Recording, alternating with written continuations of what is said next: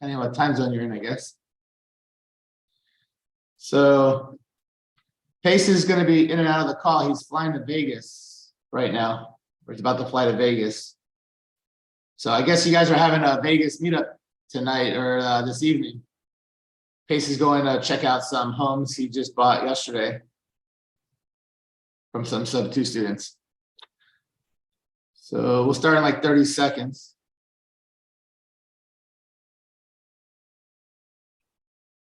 Got 105 people here.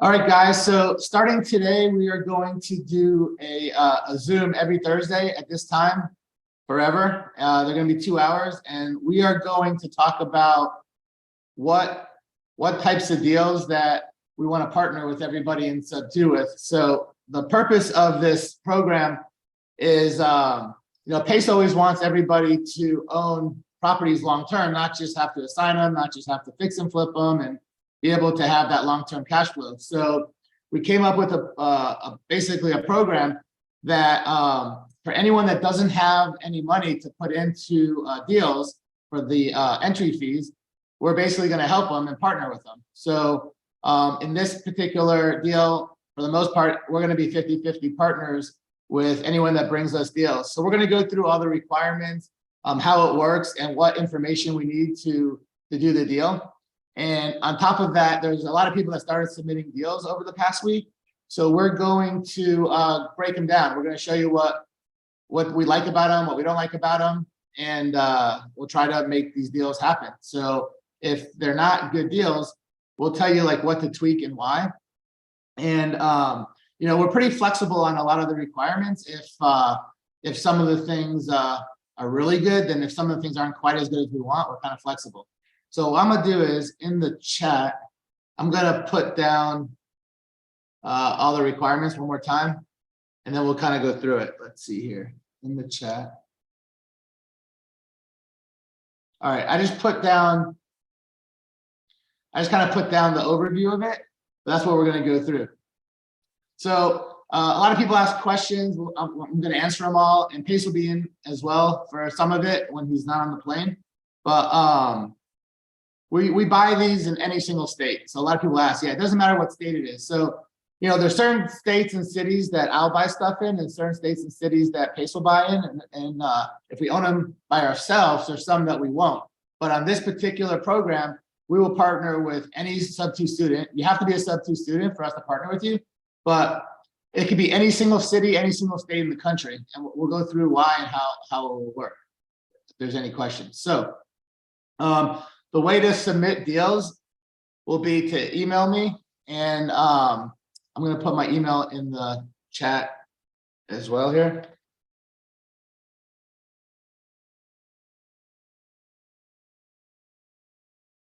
So I'm going to put submit deals. All right, so let's go through how this program works, and then we're going to break down some deals. So there's a few people that are going to come on and bring deals. Any questions anybody has, we're going to go through all the questions to answer everything.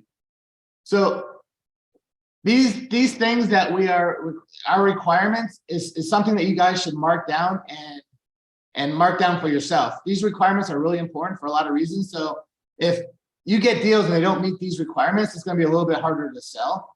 So we want everyone to get used to these requirements, because this is what makes a good deal.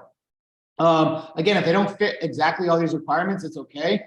We could go higher on some as long as some are less than what we would do. So the first thing is the entry fee. That's how much money you have to put in, giving to the seller, how much money we have to put in, for assignments, and really all the other costs. So we try to be at like 10% or less. So on a $300,000 home, we want to be all in for close to $30,000. We make exceptions, and we do go up to 15%, maybe even 20% sometimes. But if we go up to 15 or 20%, some of the other requirements have to be really, really good, right? So there's 6 things that we look for, and it's almost like a scale, and like where 6 candles are. So if one thing is a lot worse, something has to be really, really good. So we're a little flexible. Ideally, we want to be in 10%, but We definitely do buy stuff all the way up to 15% all the time. But then, the deal's not as good. So I just want everyone to realize that something else has to be good. The next thing that's really important is the interest rate. So we're looking for interest rates that are like under 5%. It doesn't mean if it's over 5% again that we won't do the deal. It just means that if it's over 5%, then the entry fee has to be less or something else has to be better. Okay, so but to make a deal a good deal, typically the interest rate should be under 5%. We get lots of deals where it's 0%, 1%, 3%. Again, we've done deals where it's over 5%, but something else of the deal has to be really good. The other thing that's really important for these deals that we're buying all over the country is it has to be a minimal rehab. We don't want like big rehabs because we've just had lots of problems in the past doing rehabs out of town. If they're in like a town that we live in, like if it's in Phoenix or if it's in Atlanta, I'm in Atlanta, Paces in Phoenix, then we'll have a little bit more wiggle room with the rehab because we have a lot of people in those towns that can do them. But pretty much if it's not in Phoenix or Atlanta, for the most part, we want like minimal rehab. So we want like just very, very basic cosmetic stuff at most, maybe some flooring and paint. We don't want to do like, redo kitchens or bathrooms or anything major. So minimal rehabs are really important for this deal. Balloons is the next thing that's really important.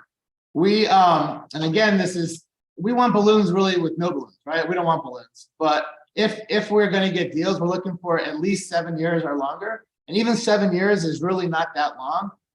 To get a balloon that's 7 years, there still has to be like a lot of good other points to this deal that make it 7 years. Sometimes if we do a 7-year balloon and it's not quite good enough to where we like that, then we'll have like balloon extensions in there. But again, it's very rare that we're going to want to buy a creative deal where the balloon is less than 7 years. Again, we have bought some that are 5 years or 6 years or 4 years, but like some of the other terms are real good.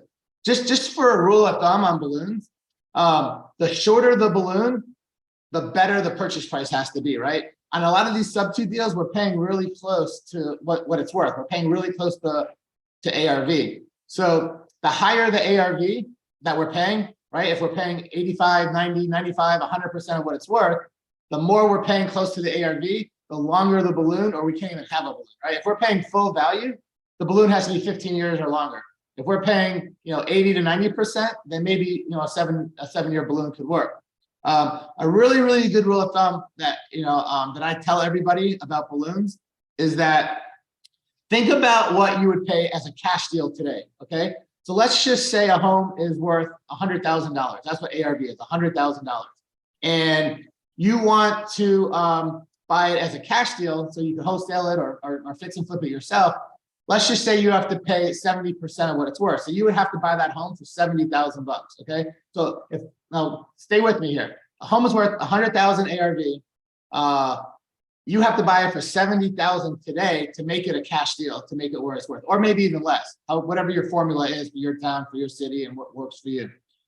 So if you have to pay $70,000, if you have to pay $70,000 today to make it a good cash deal, when the balloon hits, whenever that balloon is, whether it's 7 years, 15 years, 5 years, whenever that balloon hits, you have to be in it for at least 5 or 10% less than what the cash price today will be. So let's just say you have to pay $70,000 for this $100,000 home today, because as a cash deal, that's what you have to buy it for. Maybe you're paying $100,000 for this home today because it's a sub 2 deal and it cash flows and there's other benefit. You can never have a balloon where you're ever going to owe more than $70,000. And ideally, you want to be like 10% under. So when the balloon hits, you have to be under 10% under what the actual cash deal is at the day you are buying it. So that's a really good rule of thumb that will save a lot of people. I don't know if anyone's ever heard that before. I haven't heard that before, but that's basically what I tell everybody. So if you would pay $70,000 today for it, but you're paying $100,000 on a sub 2 deal, the balloon could never come due until you owe under $63,000, because that's 10% less than what you pay cash today. So if that happens in 5 years, great. If it happens in 10 years, great. But don't ever let the balloon ever happen where you owe more than you would pay cash for it the day that you do the deal. That's very, very important, because then you just counter the whole point of doing a creative deal. It doesn't really help you because you're paying more than you pay today when the balloon hits, and now you might be in trouble at that point. All right. I hope that helps someone, because that's something that I haven't heard anyone say, but that will really, really help people figure out when their balloons should be due. And obviously, you really don't want balloons. You want the balloons to go as far as possible. That would be the minimum, I would say. All right. The next thing would be the cash flow, right? So we want every single deal to cash flow at least $300 after all fees and stuff as a long-term rental. So it has to be cash flow as a long-term rental. And again, all these rules I'm telling you, we could do stuff where they don't cash flow. We might buy deals where they don't cash flow as long-term rental. But ideally, what we're looking for are deals that cash flow like $300 after all fees with everything included. Now, if we buy a deal that doesn't cash flow $300 as a long-term rental, again, the other stuff that I'm talking about has to be better than what I want, right? The interest rate needs to be way under 5%. The entry fee maybe will be under 10%. The balloon, there might not be a balloon, right? Anytime we buy a sub-2 deal, there's no balloons, because there's a 30-year mortgage, and the balloon is just whenever the amortization is over, that's when the balloon is up. So on owner finance deals, you got to be real careful with balloons more than even on sub-2 deals, because that's where the balloons come to play more. So a lot of people are like, oh, but this will cash flow way more than $300 as a short-term rental. So why wouldn't you buy it and we'll just make it a short-term rental? Well, I'm not saying that after we buy this, we're not going to make it a short-term rental. But if a short-term rental doesn't work out, or if a short-term rental in that area like gets too saturated or dies, we have to have a good backup plan. So because we need a good backup plan, it has to cash flow as a long-term rental. Again, we will have tons of different exit strategies, right? We're not going to use only one exit strategy. And when I get into how we partner and what everyone's role is going to be, I mean, one of the big roles that you're going to play is coming up with how you want the exit strategy to be. Do you want it to be a rental? Do you want it to be a lease purchase? Do you want it to be a wrap? Do you want it to be Airbnb? Do you want it to be a rooming home? Do you want it to be a duplex? Do you want, what do you want it to be? We're going to listen to you, and we're probably going to go with what you want to do. Now, if you come up with something and it doesn't make sense to us, we're going to tell you, look, we could try this, but our suggestion strongly would be to do this instead because of this and this and this, and we'd explain it to you. And then after we explain it, we'll talk through. But ultimately, we're going to let you decide what you want to do, because we want you to learn. We want to partner with you because we can do more deals, but we want to partner with you because we want to help you be able to keep a lot of deals long term, and we want you to see what's a good deal, what's not a good deal. So eventually, you can do all these deals on your own. Ultimately, what PACE wants is for everyone to just do unlimited amounts of deal on your own. We're partnering with you to help you, and so you can understand stuff. And we're partnering so you can do unlimited amounts of deals. Like, there's a few people in sub-2 that have done 3 deals, 4 deals. But what happens is after you keep going, you run out of money. So I talked to a few people that were like, look, we've been buying a deal every month, a deal every couple months, but we quit buying. I'm like, why'd you quit buying? Do you not like the market anymore? They're like, no, we love the market. We just don't have any more entry fees anymore. Or they said, if we had more entry fees, we would be buying more properties. So I'm like, well, what if we partner with you and we put up all the entry fees? Would you buy more deals? They're like, oh my God, that'd be amazing. We'd buy way more deals. So some of this is going to work for people that have never done a deal and have no money and need to do their first deal. But this will work for people that have done multiple deals on their own and just are at a point where they just can't raise any more money or don't have any more money to buy any more, and they're turning down deals, which is crazy if they're good deals. We'll partner with you. And again, a lot of people will learn because we're going to use all different types of exit strategies and stuff like that. Another really good part about this is that we have a few people that will actually help you negotiate if we need to, right? So this original deal is you're going to negotiate the deal. You're going to bring us the deal. Everything's going to be done. And we'll give you advice of what you should negotiate to get it better.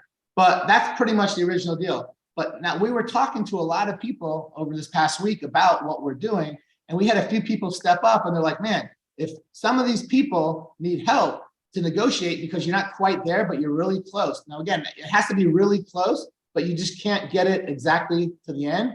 We have a few people that stepped up that said, look, I will go and help the students bring you the deal and negotiate it so you can get it to the finish line. So we had Munif Saza that said that he will help negotiate. But again, it has to be mostly negotiated. It can't be like from scratch. It has to be where we just need the final few things done. And we've had Kevin Cho step up, and Kevin's like, look, anyone needs help, reach out to me. So we're definitely going to have people reach out to Kevin and Munif. And if anybody else wants to step up and help help people find, negotiate the deals. And if you have a dead deal that we can't finish, and Munif or Kevin or anyone else ends up stepping in and helping you, they're going to get some percent of your deal. So right now, the way it works is me and Pace are going to own 50%, and you're going to own 50%. If you get the deal done and negotiated and we agree on everything, you're going to own 50%, and we're going to come up with all the money. We have, I'm not going to name all the names, but we have multiple private money lenders that came to me and Pace and it's like, look, we want to commit $500,000 or $200,000 or $1 million. We've had people commit $1 million. So we have millions and millions. I mean, we have at least $5 to $10 million already committed to this deal. So we are going to be able to buy, as of today, at least $5 million worth of entry fees, which we'll buy for $5 million worth of entry fees. That's $50 million worth of property. So as of today, we could buy $50 million worth of property just with the private money lender that we have. So we're never going to basically run out of money for deals if they fit the criteria that we want. So don't ever worry about the money. The way that our private money lenders are working for this particular deal, as long as me and Pace approve the deal, they'll bring as much money as we need, and we have a bunch of different ones. And we have to pay them 1% a month on their money. So for every basically 1%, it's interest only. And as long as me and Pace are part of the deal, we won't even have a balloon with them, right? If we end up wrapping the home to somebody, we'll probably have to use the money we get for the wrap to pay them back. But if we're just renting it or something like that, we just got to keep paying them the interest. And there's really no balloon on those types of deals. We set it up to where it's at least 3-5 year balloon where we have to pay people back. So it's going to be interest only for a while. And if you want to pay principal toward it, we could. We could pay it off in a month. We could pay it off in 3 years. It's up to us. But we have to pay them the interest every single month. So for every $10,000 that they lend you, we have to pay them $100 a month, right? So if we need, and this is the way it's going to work. And then I'm going to talk about a few more things, and then we'll get into questions, and then we'll go through some deals. But so if we're partnering on a deal, let's say we need a $30,000 entry fee for this deal. Maybe it's a $300,000 home, and we got it for 10% entry fee. We need $30,000. The way it's going to work is me and Pace are going to come up with our $15,000. So you don't have to worry about that. For your 50%, you're going to need $15,000. And if you don't have $15,000, our private money lenders will lend you $15,000. So they'll give you the $15,000. You're going to own 50% of the house. It'll be deeded in your name. And we can get into how the properties will be deeded. But me and Pace have a company together, and that will own 50% of the property. And whatever your LLC is, or if you want to own it personally, which I suggest you get an LLC, that will own the other 50%. So it will show on the deed that me and Pace's company owns 50% and your company owns 50%. Now, we will loan you 100% of the money that you need. If you don't need 100%, you only want to borrow some of it, great. You don't have to borrow the whole thing. Like, use some of your money if you want. But if you don't want to, they have 100% of the money. And somebody asked, will they also cover the earnest money? 100%. The earnest money we'll have covered all the time. You don't have to worry about the earnest money. That's always going to be covered. So don't worry about the earnest money. But yeah, you're just going to owe on your $15,000, right? It's a $30,000 entry fee. Me and Pace are going to take care of our $15,000. You only have to come up with $15,000. You don't have it. Our private money lenders will loan you the $15,000, and you're going to owe them $150 a month every single month. Don't ever be late.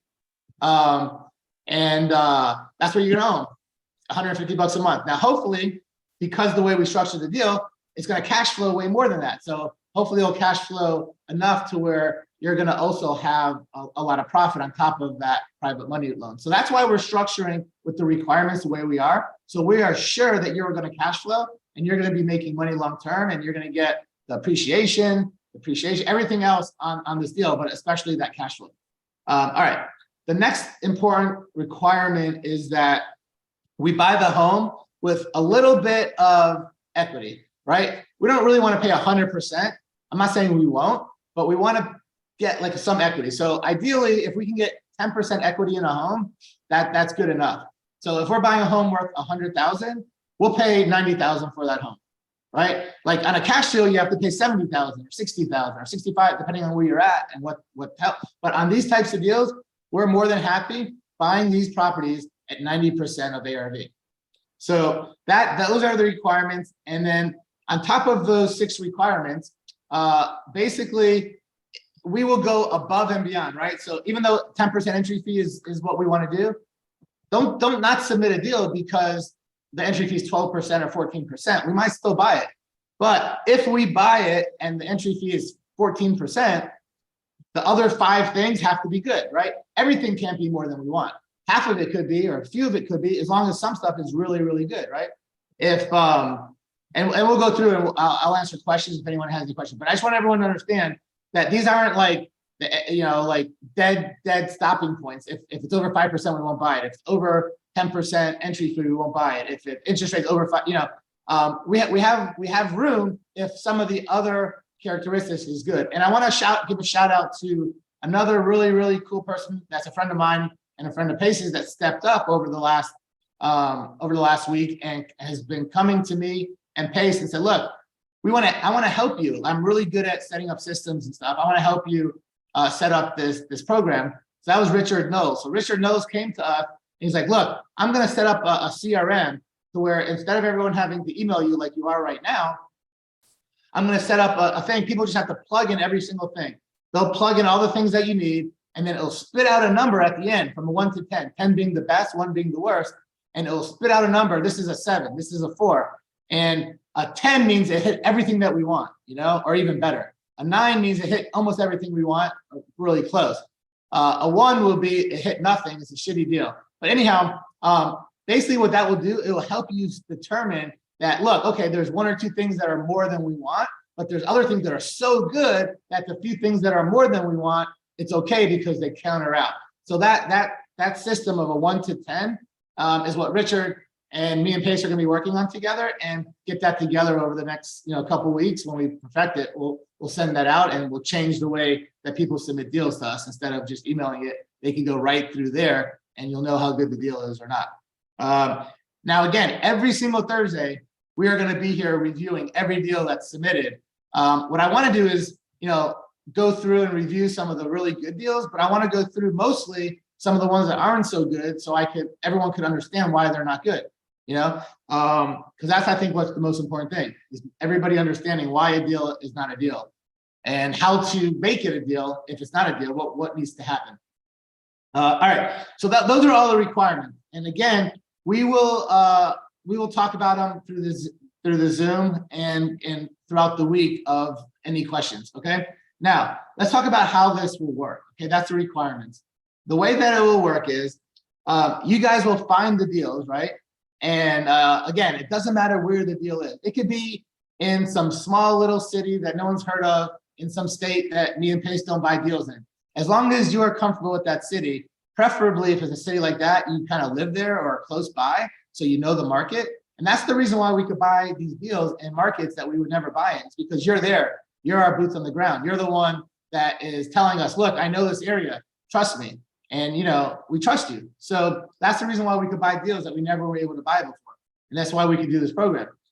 So you will negotiate the deal and then send it to us right now through my email. And in the title, put partner with Abraham and Pace, partner with Pace and Abraham. Put that in the title so I know that that's what you're emailing me for. And then it'll be really easy. Now, again, we're going to go through all the different things that have to be in that email. If you don't put everything in the email we're about to go through, it's a good chance I'm not going to get back to you ever, or for sure not for a long time. People that give me everything I need, I'll respond really fast, and we'll be able to talk, and we'll be able to go through stuff. We'll be able to email back and forth. If you're missing information, it's going to be very hard to figure out if it's a deal or not. But we're going to go through that when we go through what is needed for me to review. But again, how it works. So you're going to find the deal and email it to us right now. Once Richard Knowles puts the CRM together, everything's going to go through the CRM instead of an email from me. So Richard's going to make everyone's life super, super easy. And then we're going to partner 50-50. So on the deed, you're going to own 50% of the property. Me and Pace are going to own 50%, right? me and Pace probably are going to own 25% each, but it's going to be our LLC is going to own 50%. And you're going to own 50%. And now, if you need help negotiating it, right? If you can't get to the finish line and get the deal exactly the way that we need it, to where it makes sense. And again, we're doing this so you know what a good deal is. We don't want you to buy bad deals, right? We've seen so many people buy bad deals that have problems later on. This is why we're going to be a little bit strict with it, because we don't want you to get in a bad habit of buying bad deals. We want you to understand what a good deal is. And whether you sell the deal to me and Pace, or whether you keep it yourself, or whether you assign it or whatever else, we don't care. We want you to do whatever's best for you, but we want you to understand how to determine if it's a good deal. All right, so that's really, really important. All right. So again, we're going to be 50-50 partner. You're going to find the deal. The next thing is, me and Pace already have somewhere between $5 million and $10 million committed to this program from our private money lenders that will lend that much money to people. So that means we're going to be able to buy somewhere between $50 million and $100 million worth of homes together with our private money lenders already in place. And we're going to get way more private money lenders as we need it. So there's no amount of money of deals that we're not going to be able to buy. So as long as the deal is good, we're going to be able to get the private money that you need to get it. And again, you could use 100% of the private money, or if you have some money and you want to put some of your money in and not pay the interest on the whole thing, that's great too. That's even better for them. They feel more comfortable, but they will fund 100% of the deal if you want, as long as it fits the criteria and me and Pace approve it. All right.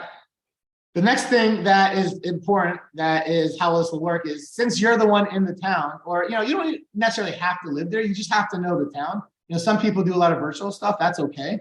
But as long as you know the town, or you know someone that lives in the town that can help you, that's fine. So you're going to be responsible to manage the property, meaning that no matter what the exit strategy is, whether it's a rental, whether it's a wrap, whether it's Airbnb, you're going to be in charge of managing it. However, when I say you're going to be in charge of managing it, you don't necessarily have to manage it. You don't have to manage it, but you're going to be in charge of managing it. So what does that mean?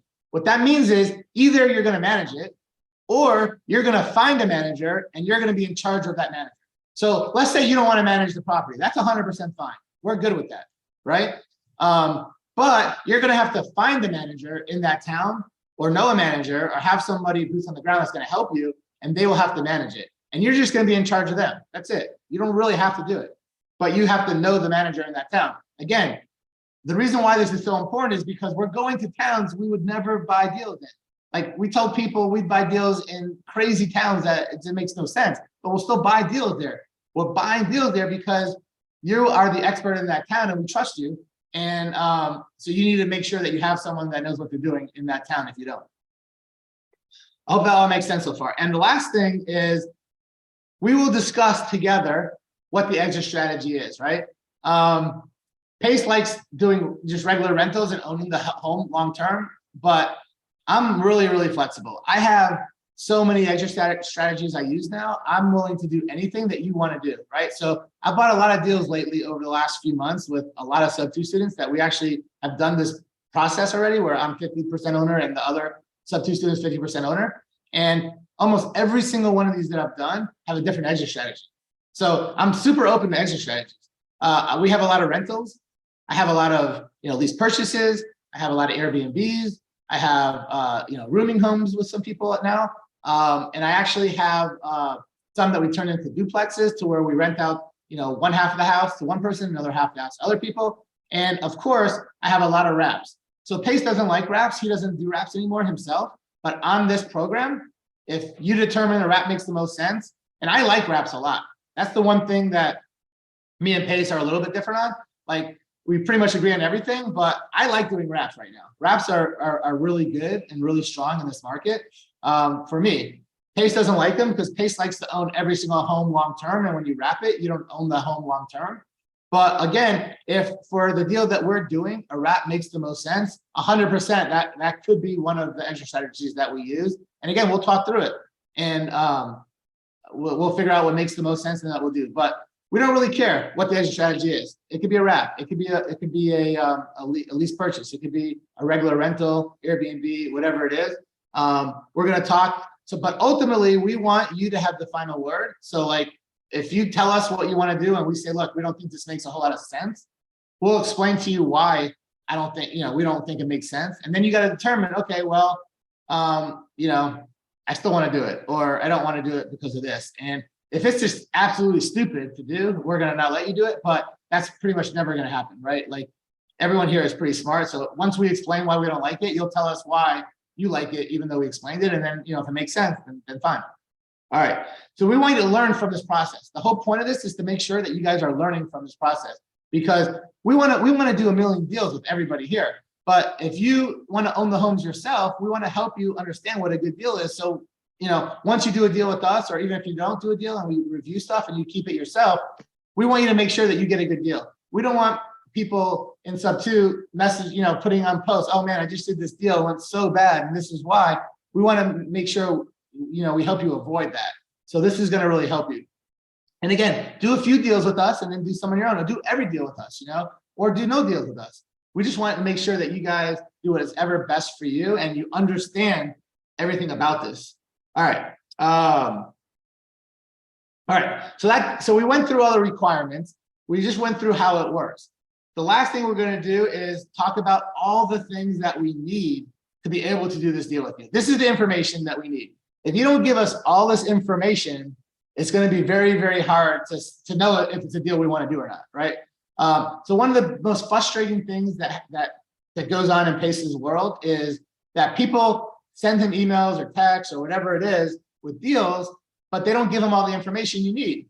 How in the world can you figure it out without all the information? So I'm putting down here exactly what we need. If you are missing any of these things, there's a good chance that you won't get a response back for a long time, because it's so hard to figure stuff out, and it's frustrating if you don't have everything you need. So let's go through all the stuff we need. Now, if you're missing like one or two things, we could talk about it, but really it's going to be hard to figure it out, because without knowing everything, it's like you can't finish the puzzle if you don't have all the pieces. All right, so the first thing we're going to need is the property address.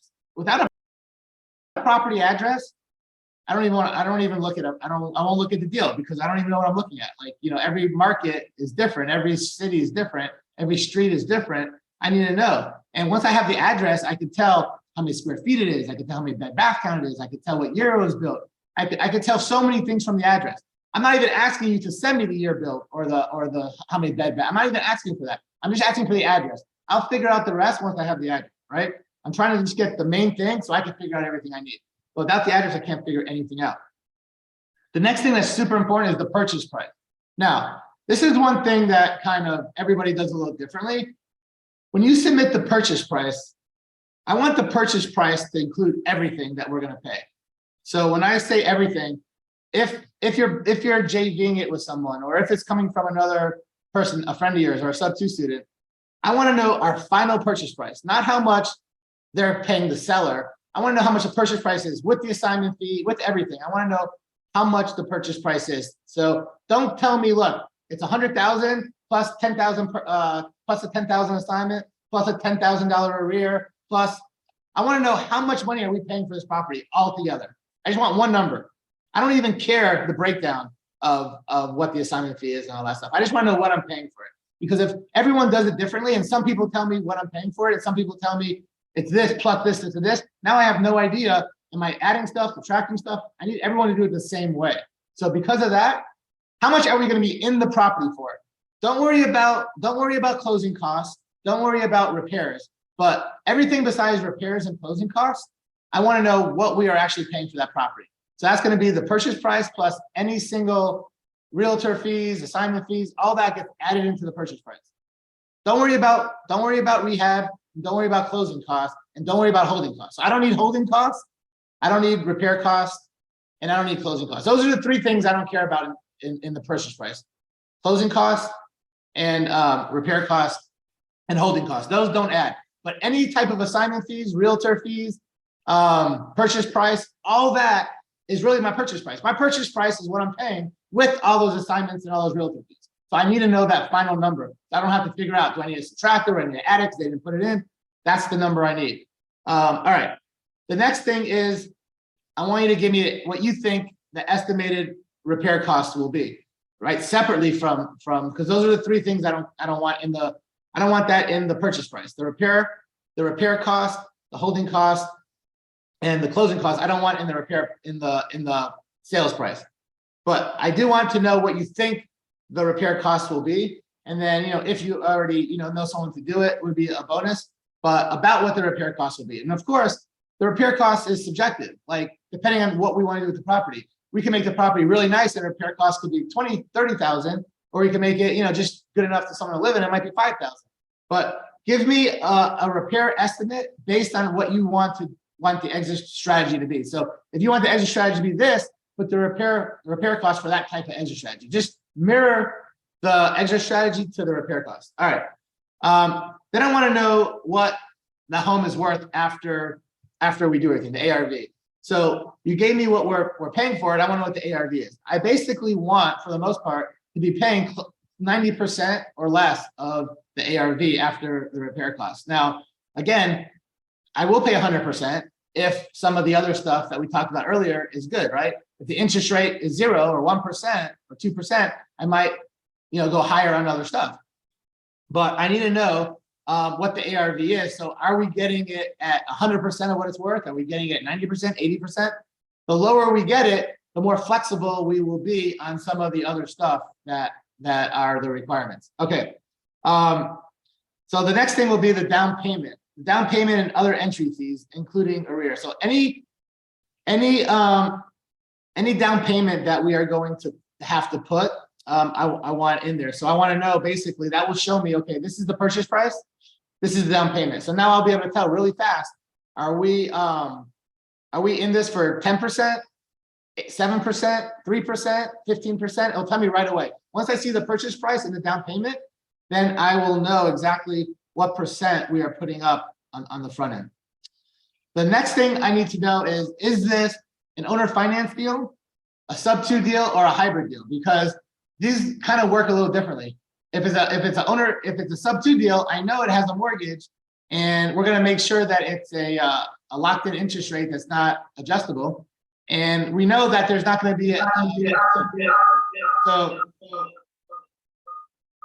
if you're not on silent, put you on silent. Okay, so I need to know if it's an owner finance deal. I know that we got to look at, okay, is there a balloon? How low can we get the interest rate? I know it's more flexible in other areas. If it's owner finance, I know there's different things that we can negotiate. So when I know it's an owner finance, I negotiate different things than if it's a sub-2. And then, of course, if it's a hybrid, I need to know, so I know, again, how to negotiate it and how many different payments I'm going to have and stuff like that. Interest rates, I always got to know the interest rate. Balloon info, I need to know what type of balloon that you negotiated, and is there any extensions on it. I got to see the pictures of the house. Without pictures of the house, it's so hard to tell what needs to be done. So you can give me a repair estimate, but I still want to see pictures because I want to know if the repair estimate actually makes any sense or not. So without current pictures, again, that's one of the things that will make it really hard to tell if we can do this deal. The mortgage balance with any other lien info. So basically, this is as long as if it's a sub-2 deal or a hybrid deal, we need to get the last mortgage statement. With the last mortgage statement, we're able to tell how much money is owed, what the interest rate is, and all kinds of other stuff. Besides the mortgage statement, we're going to want to know what other liens are on the property besides the mortgage. If it's a sub-2, right, that means there's a mortgage on it or other liens. So I want to know all the different liens on the property. This is important because a lot of liens fall off, and most liens fall off over 7 years. Now, people could renew them and they could keep going, but over the close to 25, 28 years I've been buying properties, I've had a lot of liens fall off and I made a lot of money on that. So I want to see what liens are on there. I actually like the more liens on a property, the better the deal is, because there's a more chance that we won't have to pay that. And there's also a good chance that we can negotiate it down very, very low and pay a small part of that lien. So the more liens, the better. But I want to know all that because I want to figure out how did we come up with that purchase price? We came up with it because this is how much is left on the mortgage. This is how much cash goes to the seller and assignment. And then there's all these liens, and all that together is what adds up to that purchase price. And then, of course, the mortgage statement we need for all that information. Any other terms of the deal that we didn't talk about? If there's any other terms on the deal that you want to let us know, just let us know. Oh, by the way, this, or this. for instance, tell me this is not one of the things I need, but this will be like a different type of term that I don't have on here that you can tell me. There's all different types of things that can come up. I can't put everything on here, but if you think it's important, let us know. So here's an example of a term that you should tell me. All right, we're able to buy this home, but when we buy it, the owner needs to stay in the house for another 30 days, right? I didn't put on here, is it vacant, is it not vacant, what's the story? But that's a term that I need to know. I need to know when we buy it, is it gonna be vacant? Is the person buying there need 5 days to leave or a month to leave, or they wanna rent it back? I need to know all that stuff. And we'll figure out how to deal with that when it comes. But sometimes we leave money in escrow that they don't get until they leave or whatever it is. But that's like one type of term that I would need. Any other thing that you think is relevant, let us know. And then the last thing is the preferred exit strategy. So this is what we want you to tell us what you would do with this property. This property, I would definitely rent. This property, I would, definitely Airbnb because it's a great area. There's all these Airbnbs. I have friends that have Airbnbs here. I have some, and it's going to kill it. Or this will be a good, midterm rental, or this will be a good lease purchase or wrap or whatever it is. Tell us what your preferred exit strategy is, maybe like your top 1 or 2, and then we'll talk about it and figure out what we think makes the most sense. So that's pretty much all the requirements to do deals with us. That's how it will work. And that's also all the different things that we need to be able to tell you if it's a good deal or not. And lastly, I talked about it earlier, I'm gonna say it one more time, is originally this deal was you're gonna bring the deal, you're gonna negotiate it, you're gonna send it to us, we're gonna help you fund it and get the private money, and you're gonna manage it. But if it's not a done deal, we weren't gonna go negotiate with the seller and try to help you negotiate it. That wasn't part of the deal. But over the last couple of weeks, a few new things developed, and this will keep developing. There's so many people in here that reach out to me and Pace about this particular deal. I was like, look, I can help you with this, I can help you with that. So this is what happened over the last couple of weeks. Munif Saza and Kevin Cho came to me and Pace. It's like, look, I know you said you don't want to help negotiate it because you don't have the time, but I have the time. And if students are really, really close to getting the deal done, right? They don't want to negotiate it from scratch. You can't just bring them a deal, say negotiate it and send it to us. It has to already be negotiated to some degree. And the requirements just don't fit what we want. We're going to pass on it saying it's a no deal. If it's not a deal yet, then you can give that deal to Munif or to Kevin, and they will go in and try to help you finalize the deal. So that's what Munif and Kevin is going to offer everybody here. And for them doing that, they're going to JV with you on the deal. And depending on how much they have to help you negotiate will be depending on how you JV. Maybe you give them, maybe you owe them some percent of the deal, right? You're going to own 50%. Maybe you give them 10%. Maybe you give them 20%. Maybe you give them 30%. I don't know. But depending on how much you negotiate, that's between you guys. But they're either going to expect to be partners with you on your half of the deal, right? Me and Pace are our half. You are your half. But if you need help, Kevin and Munif stepped up and said they will help anybody, but you have to include them in your 50%. So you guys could split it 25-25. You guys could split it any other way, depending on how hard they have to negotiate and what you need them for. But that is unbelievable. They stepped up and want to help you guys close deals, because maybe you could find deals, but maybe you're just not good at closing it 100%, right?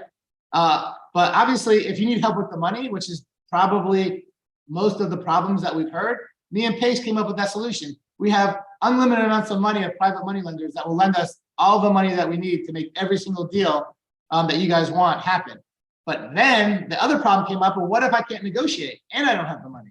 Well, you've got to start negotiating. You've got to get it as far as you can. And once we see that, look, this is where you're stuck at, call Munif, call Kevin, and I'm sure there's gonna be other people that are gonna, be willing to help. And just, again, you're JVing with them. So, you might split your half 50-50 or whatever it is, maybe less, depending on how much they have to work and whatever. So thank you to Munif and Kevin. And I'm sure, like I said, there's gonna be other people. Now, another thing that happened was everyone was submitting deals to me, and I go through them. I'm really fast. I was out of town the last 5 days in an event with Pace and a bunch of other people. So from like Thursday to Monday or Tuesday, I was kind of like, I wasn't here, so I was way behind. but I'm not really going anywhere for a while. So within 24 hours, I promise you, you'll have answers on every deal you submit, as long as you give us all the details that I say we need, right? If you give us all the details that we need, 100% within 24 hours, you're going to get responses for every single deal you submit. But that's still going to be a lot of work, right? I'm going to do it. Pace is going to do it. We have some assistants that are going to help do it, but it will take a little work. So, man, Richard Knowles came to me and Pace and was like, you guys are fucking nuts. Why do you want to review every deal and have your assistants review every deal? It's going to take a lot of time. We're like, yeah, but that's what we want to do. We're committed. We want to make sure that we give everyone the help that they need. And he's like, dude, I can make it so much easier for you. You know that I'm really good at systems and all these different things. I was like, bro, if you can help us make this easier, tell us. Like, we're all for it. So he's like, man, I'm going to come up with a CRM that people can't even not give you the information that you need. Literally, it's going to say, look, this is required, this is required, this is required. You're going to have to put in every single thing or it won't even get submitted. And then at the end, it's going to spit out a number. It's going to say, look, this is a 10 out of 10 deal. Like, I'm guarantee you, Abraham and Pace are going to partner with you on this deal. Or this is a 7 out of 10 deal. More than likely, they're going to partner with you on this deal. Or this is a 5 out of 10. This is one that you might need to get Monique or Kevin to come help you and finalize it. Or this is a 2 out of 10. There's no fucking way they're going to do this deal with you. Not because it's, they don't want you to do bad deals. Like, this is like, whatever you do now, you're going to keep doing. And we don't want to get you in a habit of doing bad deals, because eventually you're going to do a lot of deals on your own. And then you're going to be like, oh shit, I screwed up. I didn't know what to do. So we are going to make sure that you only do good deals. Now, again, just because we have all these requirements doesn't mean that we won't pass and go above these requirements. But again, they have to have some good components to where some of the 6 things have to be a lot better than what we want for some of the things to be worse, right? It's a give and take. Every time we give more than we want, we have to get something better than what we want. So actually, Richard is going to put together a system that's going to spit out a number for you based on some stuff being worse is okay, but if some stuff is better, then maybe it'll still be a great deal. So that will help everybody. And again, there's more and more people reaching out to me and Pace all the time, and we are literally going to keep making this better and better and easier. And then every single week, we're going to be for 2 hours. Me and Pace is going to be on the Zoom most of the time. He was actually going to be on here today. He's going to be on here for part of it, but last minute, he just bought a plane ticket to Las Vegas and he's flying to Las Vegas right now. So that's the reason why he wasn't on in the beginning, because he actually wanted to start this and open it and go through all this stuff, but he's on a plane, so he doesn't have good reception, and so I'm doing it. But if you guys are in Vegas today, by the way, Pace is having a meetup later in Vegas. So make sure that you connect with him while he's there. He bought a couple properties, and he is going to check them out and then have an awesome sub-2 meeting in Vegas tonight. All right, so I think I went through everything. I'll open it up to some questions, and then hopefully we can go through some deals. But every single week, I'll kind of go through really fast and explain this stuff really fast because I just went through it in detail. But the main thing I want to do on these is go through deals so everyone could see a deal and see why it's good or not good or what needs to change. And that's it. All right, so let me see. So I have here on Zoom, I guess people that have their hand raised have questions. So I have Effie up here. So Effie, unmute yourself. And what is your question? Hello, Abraham. First, I've got to say thank you. I would hug you if I could. What the Effie? Only thing I say is what the Effie is going on here? What the F is going on? So Effie's starting a podcast that's called What the Effie. So we're gonna tune in. And you're all invited. You're all invited. Yeah. Right. Thank you. But the first, I got a few things. Is there a limit to how large the deal can be? Yeah, so there's no limit to how large the deal is, as long as it falls into those categories. So here's the thing. The larger the deal, right, the more money the deal is, the more strict we're going to be on the requirements, right? So if it's $1 million deal, like our sweet spot is, under $500,000 deals. So if a deal is like under $500,000, those are the sweet spots. Those are the ones that always do good. It's not as risky. Once you get to like 700,000, 800,000, $1 million plus, we still do those deals, but we'll be more strict with the requirements. Okay, okay. So does that mean that if we can find a duplex or a triplex, you really don't want it to be near $1 million, try to keep it under? Yeah, so the main thing that for this particular program, the main thing that we want are townhomes, condos, single family homes, but we will buy duplexes, triplexes, and quads and stuff, but we don't want like large, like multifamilies, we don't really want. Right. We'll look at them all, but that's not really what we were trying to buy in this particular program. There's gonna be other stuff where we're doing multifamily, but for this one, we're trying to keep it more to single family, but we will do some small multifamilies, or if it's a larger multifamily that is really good, we'll definitely look at it. Because like I just bought a multifamily Eddie Charger, it was like 16 units, but that usually wouldn't fall into this category, 16 units, but it was like $500,000, and it was like, a good entry fee, and it was a cash flow good. So yeah, 100, we bought it, you know what I mean? But yeah, once you get to like really expensive multifamilies. Yeah, no, I wasn't thinking that. I was thinking just smaller, but I wanted to. Yeah, 100% bring them to us, and we'll go through it. And I'll tell you if we don't like it. Let's go through it in one of these Zooms and go through why. Oh my God, we're gonna learn such a shitload. Yeah, yeah. The main thing is to learn. Yeah, absolutely. And own properties long term. Like there's so many people. You better believe it. I'm so excited. I'm so excited. Last thing, if we're doing an Airbnb, is can the furnishings be included? Yeah, they'll have to be. Okay, I just wanted to make sure that you aren't going to be excluding them. You are a doll. Yeah, so Please tell Donna to kiss you in there. for me. Yep. So we're gonna be partners, right, Effie? You better believe we are. You and Pace? Oh, yeah. And you said unlimited deals. Oh, well, right now we could probably do $50 million. If you get over $50 million, then we'll have to raise some more money.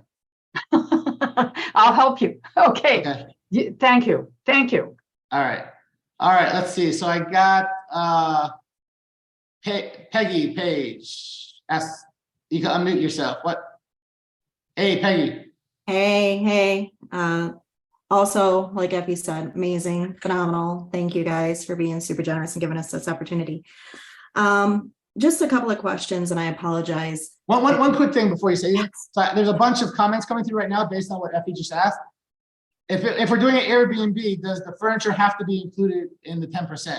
So it depends on the other parts of the deal. If the other parts of the deal are good, then yeah, I mean, it doesn't have to be part of the 10%. But if every part of the deal is at 100% where we're at or really close, then yeah, it might need to be in the 10%. But like if the interest rate's a little bit less, or there's no balloon, or it cash flows more, then yeah, we can go 15%, or whatever it is. In some circumstances we could go 16, 17, 18% if other stuff is really good. So it doesn't really have to be in the 10% if there's other good parts, other good components of the deal. But if none of the other components are good, right? There's 6 components we went through. The other 5 aren't good, then it might need to be included in the 10%. But if some of the other components are good, it could be additionally on top of that 10%. All right, but go ahead. What's your question? Amazing. So, what I was starting to say is I'm a little bit ADD, so sometimes my brain will kind of miss some information, and I know everything is very, very clear in what you guys are looking for. Are cash deals excluded completely? Yeah, this is only for sub 2 or sub 2 or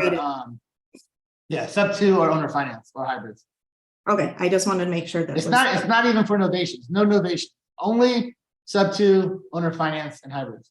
Okay, and I know, not that I want to add this to the plate, but if like right now I'm sitting on a super juicy deal, but it is a cash deal. Do they still review that, or is there a place that anyone knows of that I can have something like that reviewed? Like we've had a couple people underwrite it, but it's just. So like what state is it in? What state is it in? Michigan, but it's right on one of the Great Lakes. Yeah, so I will review anyone's deal in the Atlanta area because I'm like the master expert in Atlanta. But like if it's outside of Atlanta, I don't want to help you because I don't want to give you a run. I don't know those markets. I don't do any cash deals outside of Atlanta. If it's within an hour of Atlanta, I'm more than happy to help you. But I know there's a million people in sub 2 that will help you in any state that know that. No one should help you if they don't know that area. It's not going to be helpful. So But yeah, if you post in there, who could help me with that? I know there's always a ton of people that stand up. If anyone could help, put in the comments, if you could help her with underwriting this cash deal, yeah, get with Peggy and help her. Awesome. I appreciate that. Thank you for saying that. And then the very last thing is, I know this is open for sub-2 students only. Yes. Out of the Elephant Challenge, we did, as leaders in our group, we did kind of form a mini group within that to where we were like, yeah, we would love to invest with you. We'd love to help you grow. Yeah. So this works the same exact way. So yes. if like Pace has all his contracts and everything in the sub-2, are you allowed to share them with anyone out of sub-2? Those contracts? Exactly. You're not allowed to. With what exception? There is an exception. What's the exception? That they use a sub-2 student.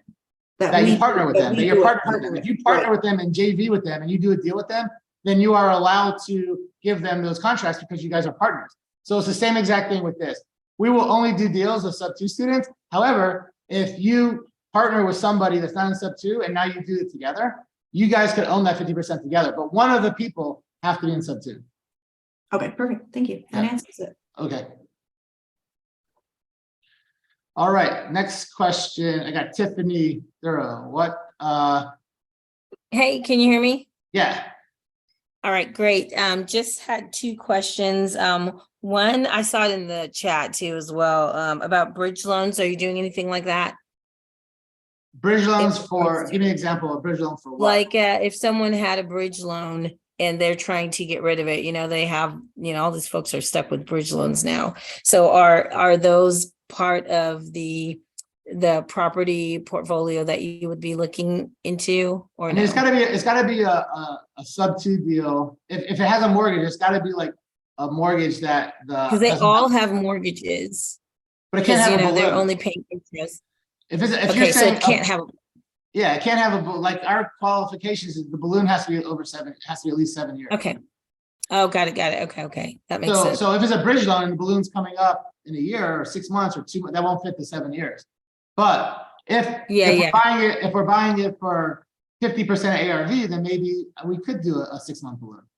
Again, these are for deals that we're paying like close to ARV. If we're buying, it for super cheap and we have an exit strategy where we can get rid of it for the balloon, but that's like kind of more of a cash deal than a sub-2, deal. Got it. We're talking about deals that we're buying because it's going to cash flow or because it's sub-2 or owner finance.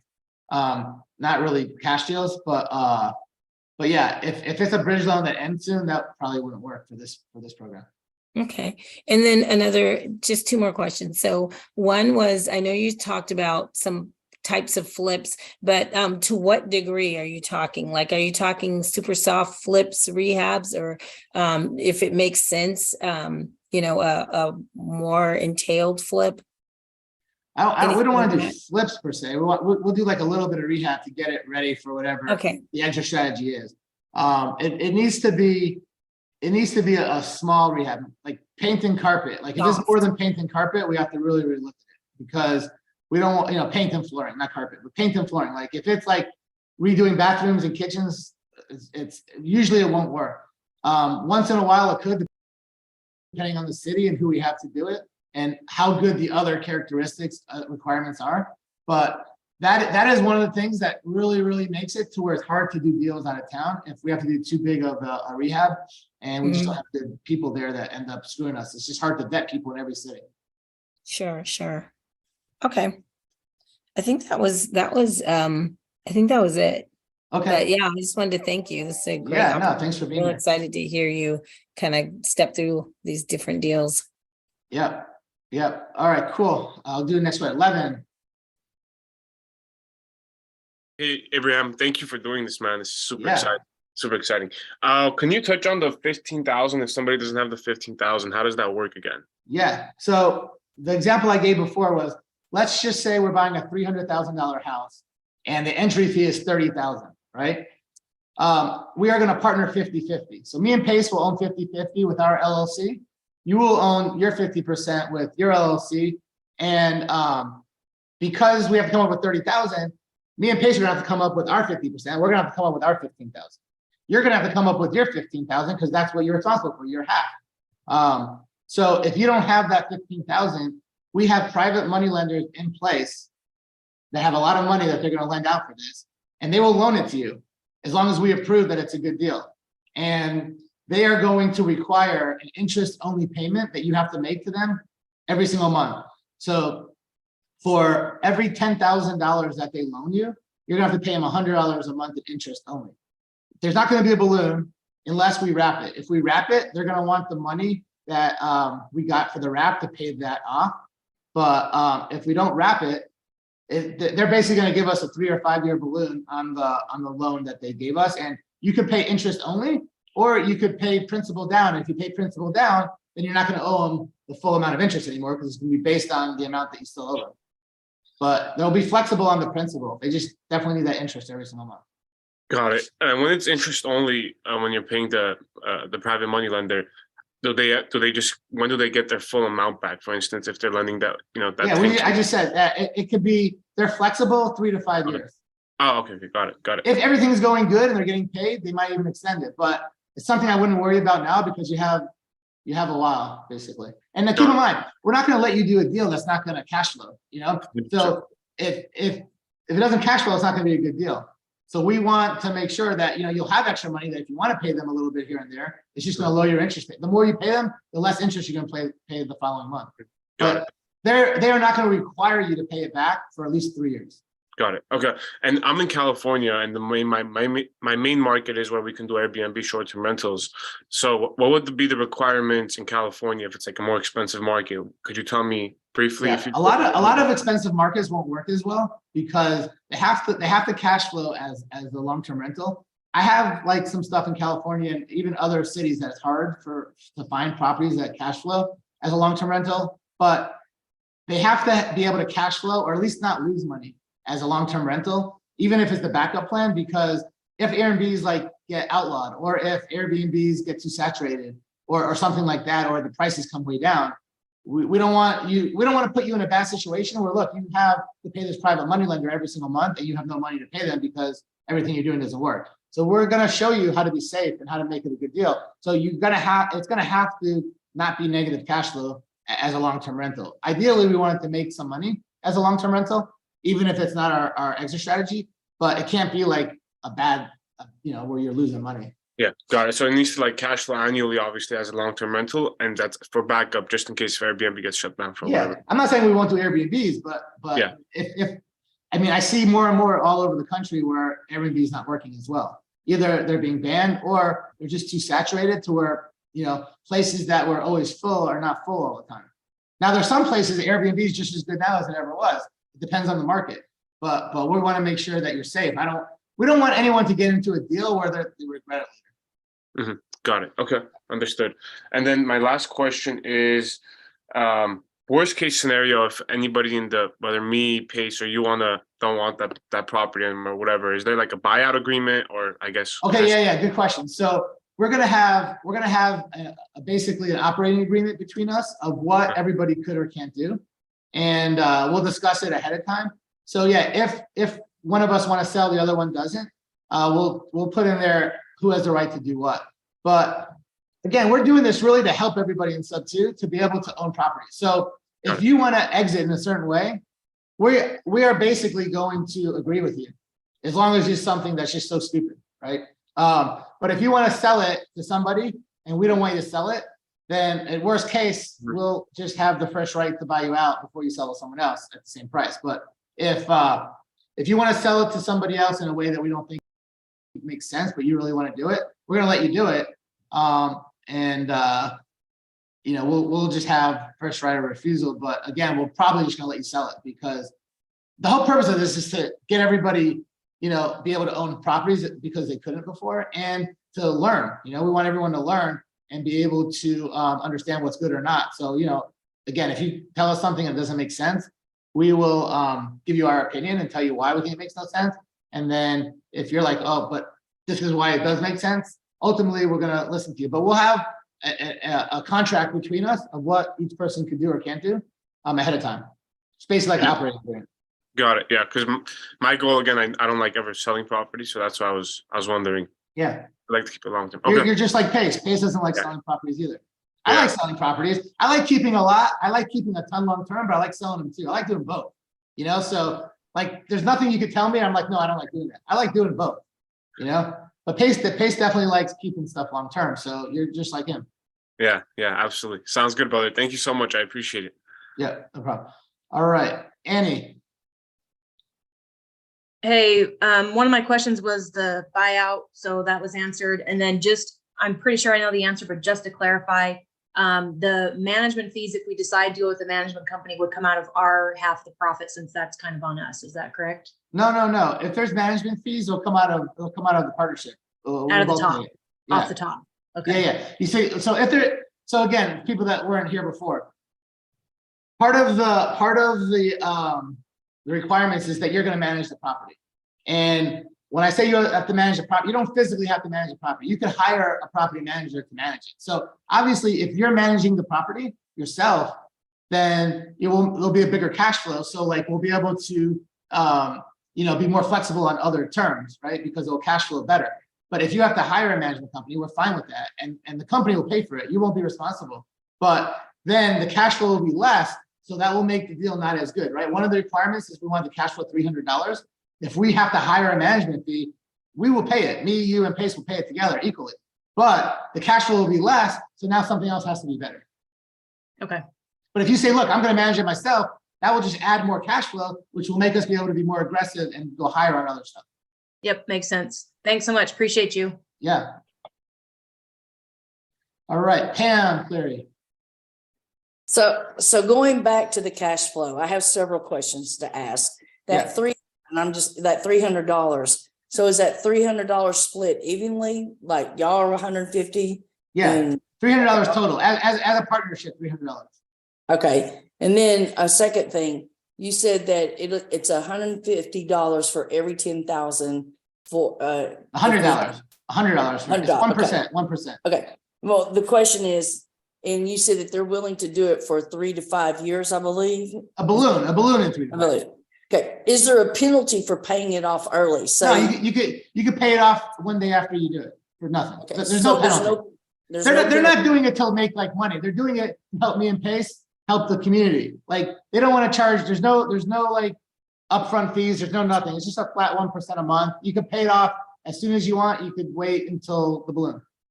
Okay. And then talking about the partnership, I know people talked about y'all buying them out. Is there a chance for like, if I want to buy you and Pace out? 100%. Yeah, 100%. Okay.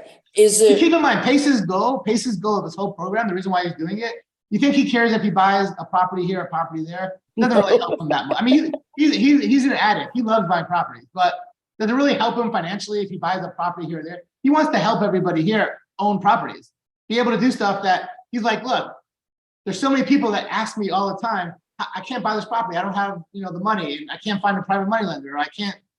He's like, I'm gonna solve everyone's problem. If you want to buy us out, we will 100% have a very, very fair way for you to do it, because ultimately he wants you to own the property. That's why he's doing it. It's not really to benefit him or me. Like we have so many properties, like owning one extra property with you, it's fun, but the purpose is to help. It's to help you. Right. Okay. And then last question. So if we get someone to do the transaction coordinating, is that part of the entry fee? Would that be? We'll probably have our own transaction coordinator. We probably won't need to use, but yeah, if we had to use a transaction coordinator, it would be part of the entry fee. But for the most part, we probably will have someone that can do it for us. Okay. On our team already. It depends on how many we end up doing and how much time everybody has. But for now, I don't think we'll have a transaction coordination fee. I don't think we'll need to use an outside person. We'll probably be able to use in-house, internal person. And if we use an internal person, we're not charging for it. Okay. You answered that question. Yeah.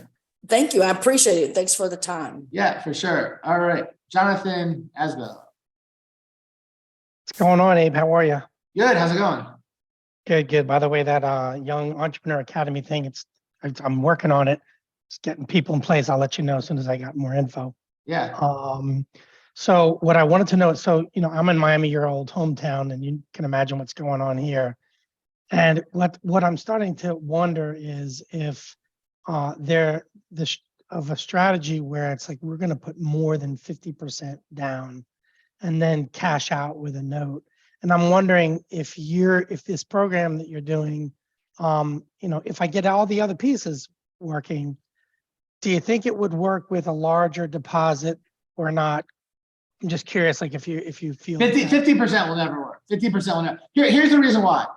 It's a shitty deal. It's not a good creative deal. We don't want you to get you in a habit of doing shitty creative deals because you're going to get in a bad habit and you're going to be like, oh crap, this was not really good. I'm going to run out of money really fast. I'm going to, we want to do deals that like me and Pace are going to do, that everybody else that is really, really good in the community is doing, that are really smart deals. So we don't want to start doing deals that we wouldn't do ourselves because they'll just put you in a bad habit. And you don't have to do the whole point. You don't have to do those type of deals. These deals that we want to do are out there. Plenty of them. Like you don't even understand how many we're doing and how many other people are doing them. They're out there. By having to come up and say, look, I need to put 50% down.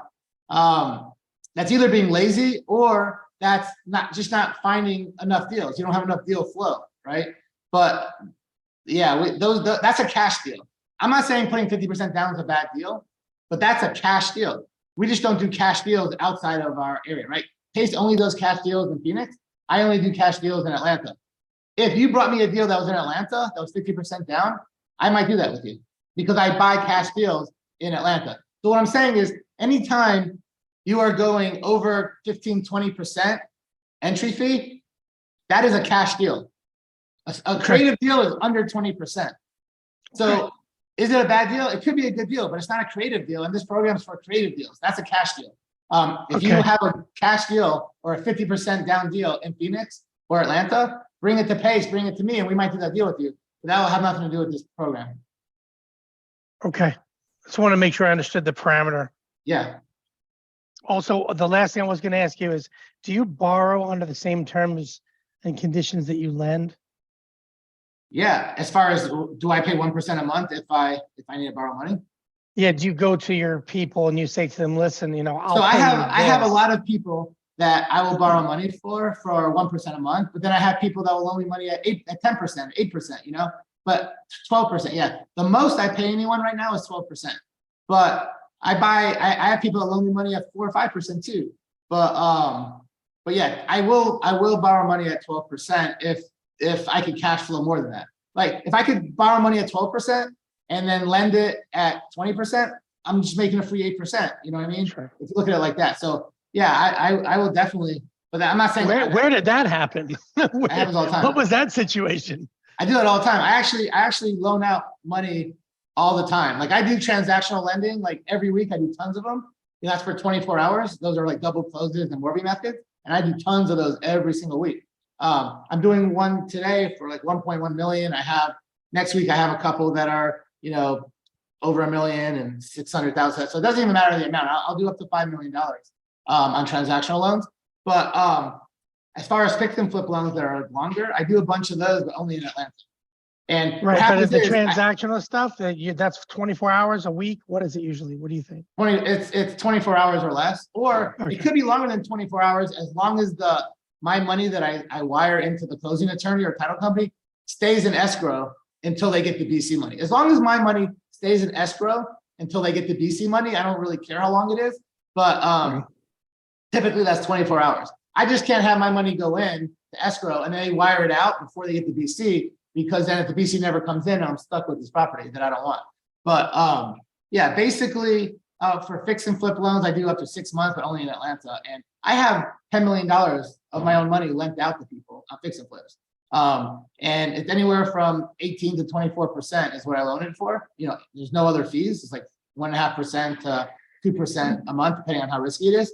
But I will borrow money from people at 1% a month to loan it out at 1.5% or 2% a month, So it works out. I'm just making the difference. Cool. Yeah. Thank you very much. Appreciate it, brother. Yeah. Lewis. Abraham, good morning, man. How you doing? Good. What's happening, man? Hey, this past weekend, man, Pace and you mentioned something about possibly giving you guys more equity on the 50-50 partnership if we take like an upfront assignment fee. Pace mentioned like a 5K upfront if we give you more equity. Did you Yeah, guys are you guys so considering there that? there or are some something like- circumstances. I didn't get into that here, but there's some circumstances where maybe you can make a little bit of money on the front end on an assignment, but then you won't own 50%. Maybe you own a smaller percent. That would be like on a case by case basis. We'll have to talk about. But like in theory, let's just say you want to make a 5,000 or 10,000, whatever the assignment fee. The better the deal, the more assignment fee you can make. But if you wanted to make an assignment fee on it, we would potentially do a deal, but just not, you just might not own 50% or something like that. You know what I mean? But there's not really like a set parameter. We just have to talk about that on a case by case basis. But Yeah. again, if you just want to assign the deal to someone, then you can assign the deal and make all the money. This program is really meant for people to own the property long term and to have a decent percent of it. You know. Got you. Thanks, man. Thank you We for everything. are open to negotiation. We're very creative, and we can come up with all kinds of stuff. We don't have like a definitive way to do it, but I'm sure we could come up with a way that makes, if it makes sense for everyone. All right. Thanks, man, for everything. Yeah, thank you. Jake. Hey, Abraham, nice to finally meet you, man. Yeah, you too. This is probably a dumb question, but what about creative deals where the seller's trying to hold on to the deed or title, like a land contract kind of thing, where the property wouldn't be deeded to us at close? I mean, we would do some of those, but then again, like I said, I have to look at all the terms and stuff like that. We're not as crazy about those. Like I rarely do those. But what I would say is the reason why that they're doing that land contract more than likely is because you didn't build enough rapport with them and they don't trust you as much. So that would be a situation that maybe we would get Munif or Kevin involved, and maybe they could get them more comfortable. And That maybe makes we sense. can change it from a land contract to a regular sub two. But Gotcha.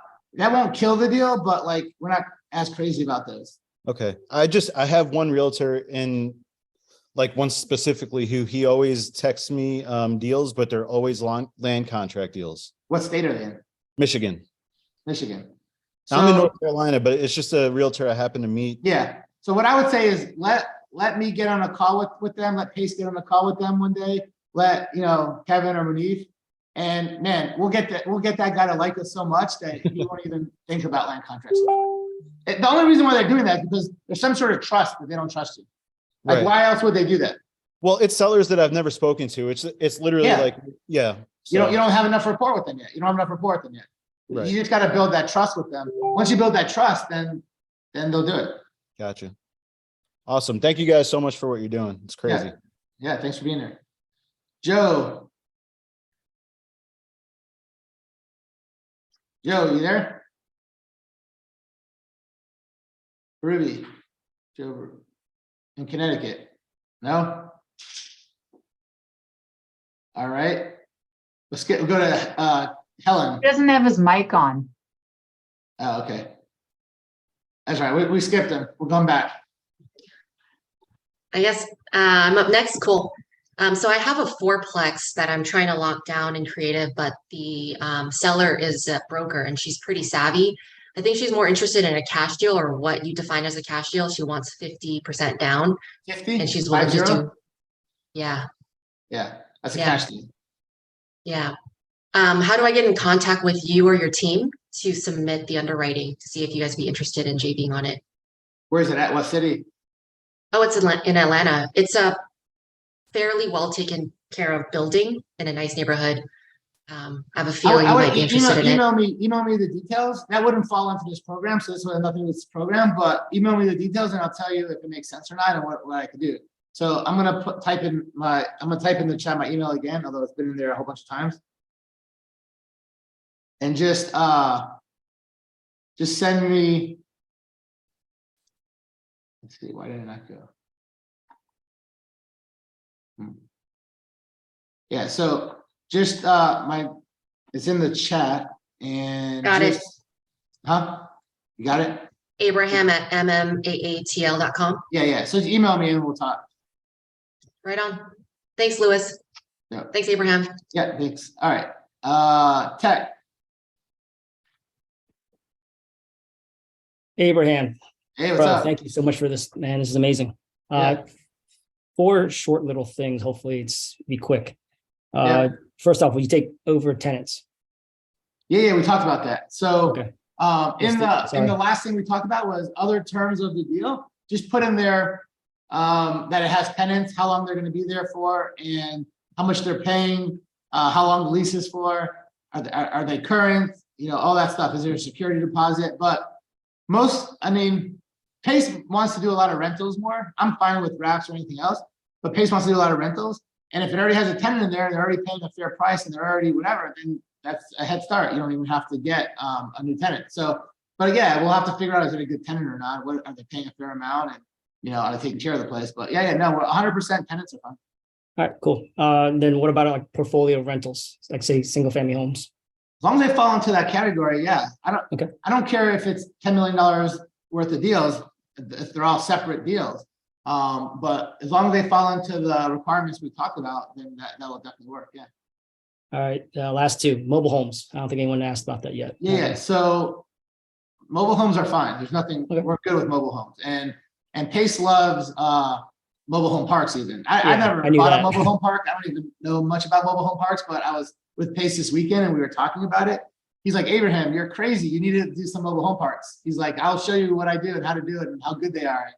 So yeah, there's nothing that potentially we wouldn't do if the numbers make sense. But it's mostly for single family and quads and less. But if one property is basically like $1 million or less, it definitely falls in. If we get to like millions of dollars, then we just have to look at it and see. But as long as it falls into all these requirements, it should be okay.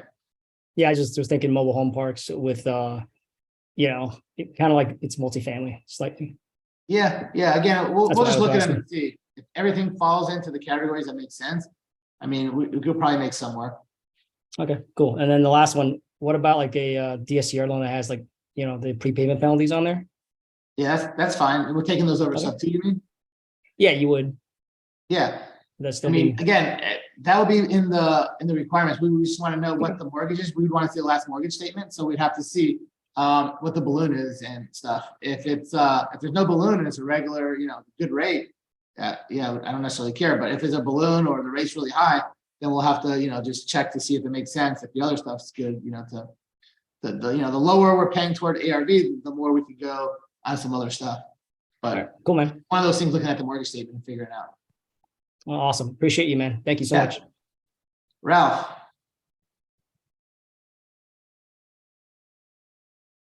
Ralph Delgado. Yo, hey. Oh, sorry, wrong Ralph. Oh, no, go ahead. You're good. No, you're good. Sorry. I was going, you're the right Ralph. Oh, for sure. Yeah, sorry, I'm just a little bit new. I wanted to kind of get into a buy and hold portfolio, but do you have any, ideas like to kind of point me in the right direction, right? I'm kind of putting together a sales team and we're getting to sellers, but if you're like looking to partner on deals or buy them, is there like a specific direction, list, filters, like what makes a good tell list me the for first the part of deals the that you question. want? I missed it. What did you say? The question was you want help figuring out. Yeah, what kind of list should I be pulling to kind of find these deals quicker? Yeah. Foreclosure lists are really good. Pre-foreclosure lists are probably like one of the best for us that I do in my in-house team here. But that's a question you should ask people that do a lot of it and see all the different lists that they get. But there's a lot of probate lists that do really good for us. There's tired landlord lists are really good. There's not really like one list that's bad, but like pre-foreclosure in general has been one of the best ones for us. For sure. Sorry for the newbie question, man. Thanks. No, 100%. Any other questions? No, I'm good. Thanks. Okay. All right. Rennie, that was. Oh, he put his hand. Rennie Delgado, you there? No? All right. Yeah, I'm here. You Oh, hear me? you're here. So what's happening? Okay. Hey, so Mike, I got two, just one quick question, I guess. The other one probably not a good one, but does it have to be off market or can it be an on market? Oh, you know what? That's a really good question. I've had a lot of people ask that. I don't care if it's on market or off market. It doesn't matter. Okay. Because yeah, I got a few that they're like pretty old. They still sit in there. So I was just gonna see if reach out to them and just start offering them like creative finance and just to Yeah, get yeah. the And by the way, going back to Ralph's question that he just asked, what's a good list to pull? You know, we talked about pre-foreclosures. Man, expired listings and homes that are on market that have been on the market for like 4, 5, 6 months. Those are great list to target. And that's really easy to find. You can just go online and see homes that have been listed for that long. I actually get a lot of these creative deals from realtors or from owners that have had their house on the market for a while, because obviously they are motivated to sell it. They want that price, but no one's going to pay that price as a cash deal. So those are great leads to go after, to turn those into creative deals. And yeah, we definitely like this. Okay. Yeah, my next question was it was asked already about a big, as long as it's a single family home portfolio, I guess you guys are okay. Does it have to be in one specific city or can it be kind of spread out or Yeah, anywhere. no? We don't care where it's at, as long as you're comfortable. Like, you're going to be our partner. So as long as you're comfortable where it's at and you're comfortable with the area and comfortable that you can manage it or find someone to manage it, then it doesn't matter. Okay, because yeah, I got a broker that sent me a portfolio of several houses, and we were looking at it, and we just kind of, there's some of the houses that were like, if we get this, we would definitely just try to sell this. Other ones that we got no interest being in that market. Would that be something that you guys be open to or now? Open to doing a sub 2 deal or like, actually, or buying a deal? Yeah, to kind of make it like creative with them and and then just kind of, I guess you would just wrap some of those houses and get rid of them, or that? Yeah, as long as they fit the requirements, I don't care how spread out they are or where they're at. We'll figure out if there's a good exit strategy, and if it makes sense, then yeah, we'll do it. All right, sounds good, man. I'll get to work. All right, cool. All right. Thanks, man. Yeah, thanks for the question. Marcella S. Tori, I got you next.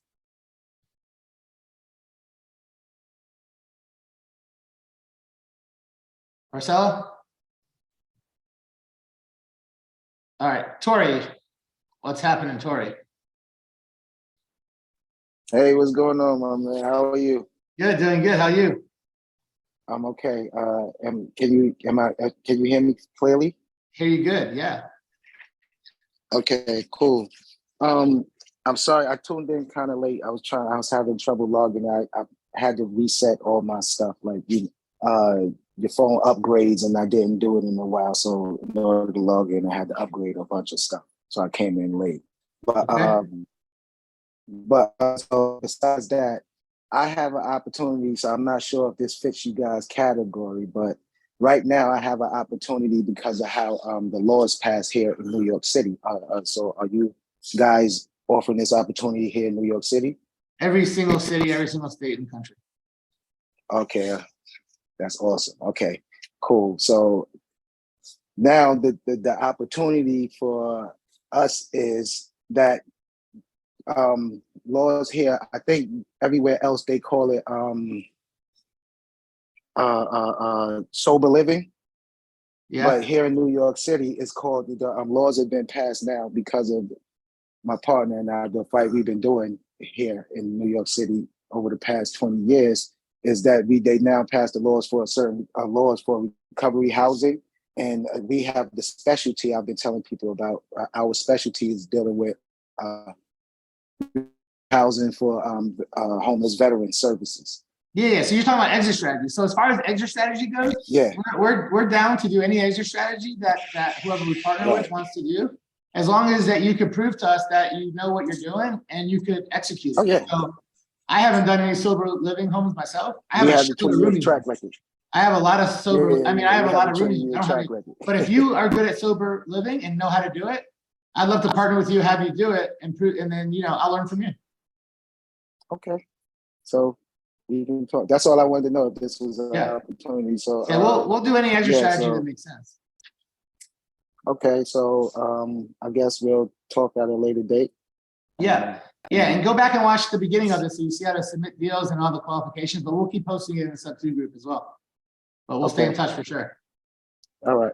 All right, thanks for your question. All right, Rick Daniels. All right. Hey guys, hey, good, excellent call so far, a lot of knowledge. So similar question. I know my exit strategy would be for affordable housing voucher program. But my question is, I know we talked about the maximum that you could offer, because I'm looking at things that are like 100,000 or less to get, the best cash flow right now.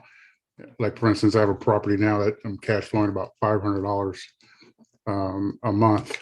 So is that something that that would qualify? Yeah, there's no minimum. There's no minimum. Like you're talking about like how much the property costs, like $100,000 home. Yeah. Yeah, pretty well, much. I'll buy a home for $10,000. I don't care.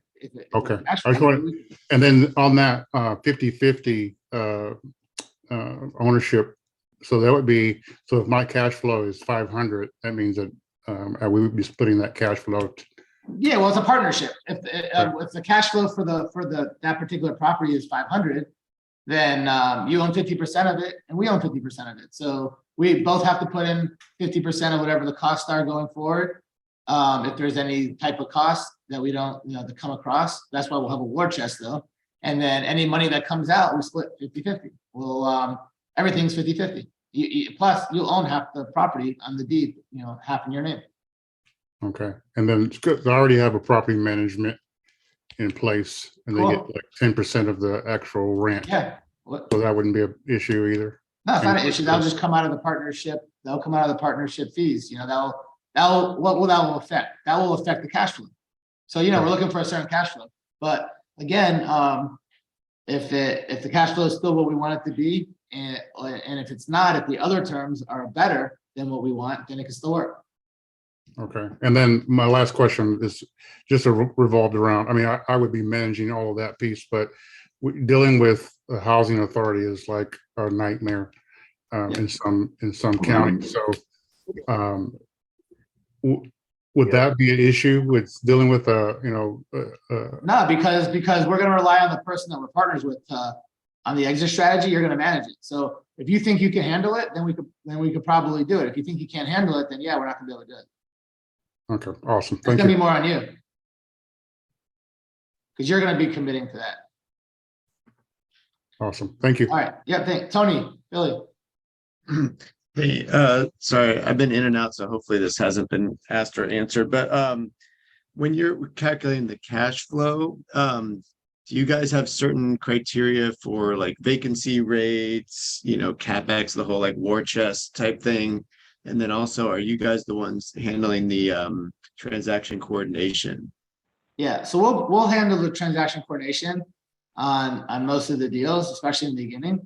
But as far as it's usually, depending on if there's a property manager or not, we'll change it. But usually, it also depends on the exit strategy, So like on a rental, long-term rental. On a long-term rental, yeah, we usually figure around 20% for vacancy and repairs. And then if there's a property manager, a little bit more, so it could be 25%. But I wouldn't get so stuck on the $300 like cash flow, because if parts of the other deal are really good, we could, be flexible on that as well. So we look at the whole thing. Like I said, Richard's going to come up with a CRS that everyone's going to fill in stuff, and it's going to show out of a 10, how good is it? So like, even if something's really bad, one of the things that our requirements are really bad, much worse than we want, if everything else is so good, it could still be like the 8 or 9 out of 10 potentially.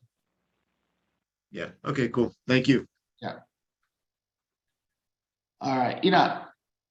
Hey guys, thank you for all this amazing information. Me and my brother joined the community 2 weeks ago. We're on the 3rd week now. Everything is brand new to us. We're learning as much as we possibly can, and so this is great. It's my first meeting with this deal no deal Zoom call, so, and I joined late. So, but we have I'm in St. Louis area, so we have bunch of opportunities here with multifamily. fourplex. Suggesting. And some of them are, like you mentioned, you got a deal for less than half. This is pretty new Hey, line. Tony, I think I 60 gotta unit mute you, Tony. apartment. Those are Sorry. like you can find those here like crazy, you know. So I was talking to Louis. He already answered my question. Most of these sellers won't do creative finance. Is there a way to like talk them out of that mindset? So give me, Michelle, I got you next, Michelle, but what was your question? Is there a way, like some of these deals are not, the seller is not willing to do creative finance. And I mean, if you run the numbers, those are cash flow cows. So is there a way? Yeah, so we're only doing sub two or owner finance deals. We're not doing any cash deals. Okay. Yeah, only sub two. This is only for sub two or owner finance or hybrid deals. Perfect. Thanks. Okay, Michelle. Oh shoot, hold on. You're muted, Michelle. Sorry.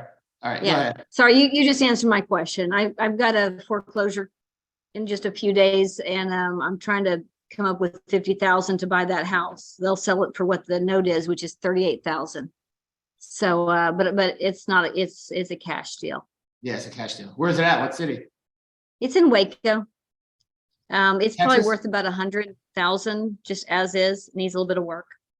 I would just find somebody in that city, just post in that city. If it was in Atlanta, I might could help you. If it was in Phoenix, Case could help you. But like, yeah, in Waco, just find someone that you know does deals there and post about it and see. Okay. All right. I'll look in the Texas. I've already posted there. I'll just post there Okay. again.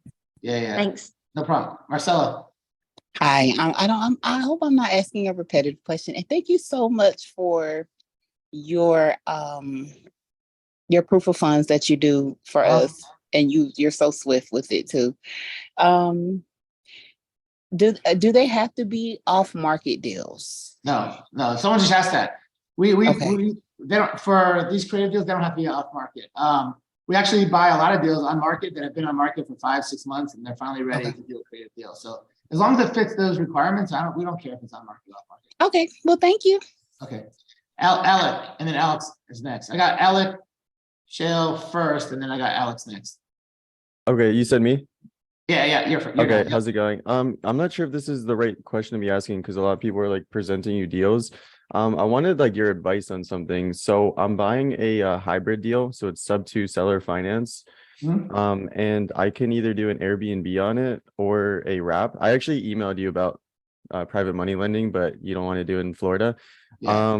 But I only private money lend in Atlanta. Yeah, no, you're good. No worries. I appreciate it though. I appreciate you answering.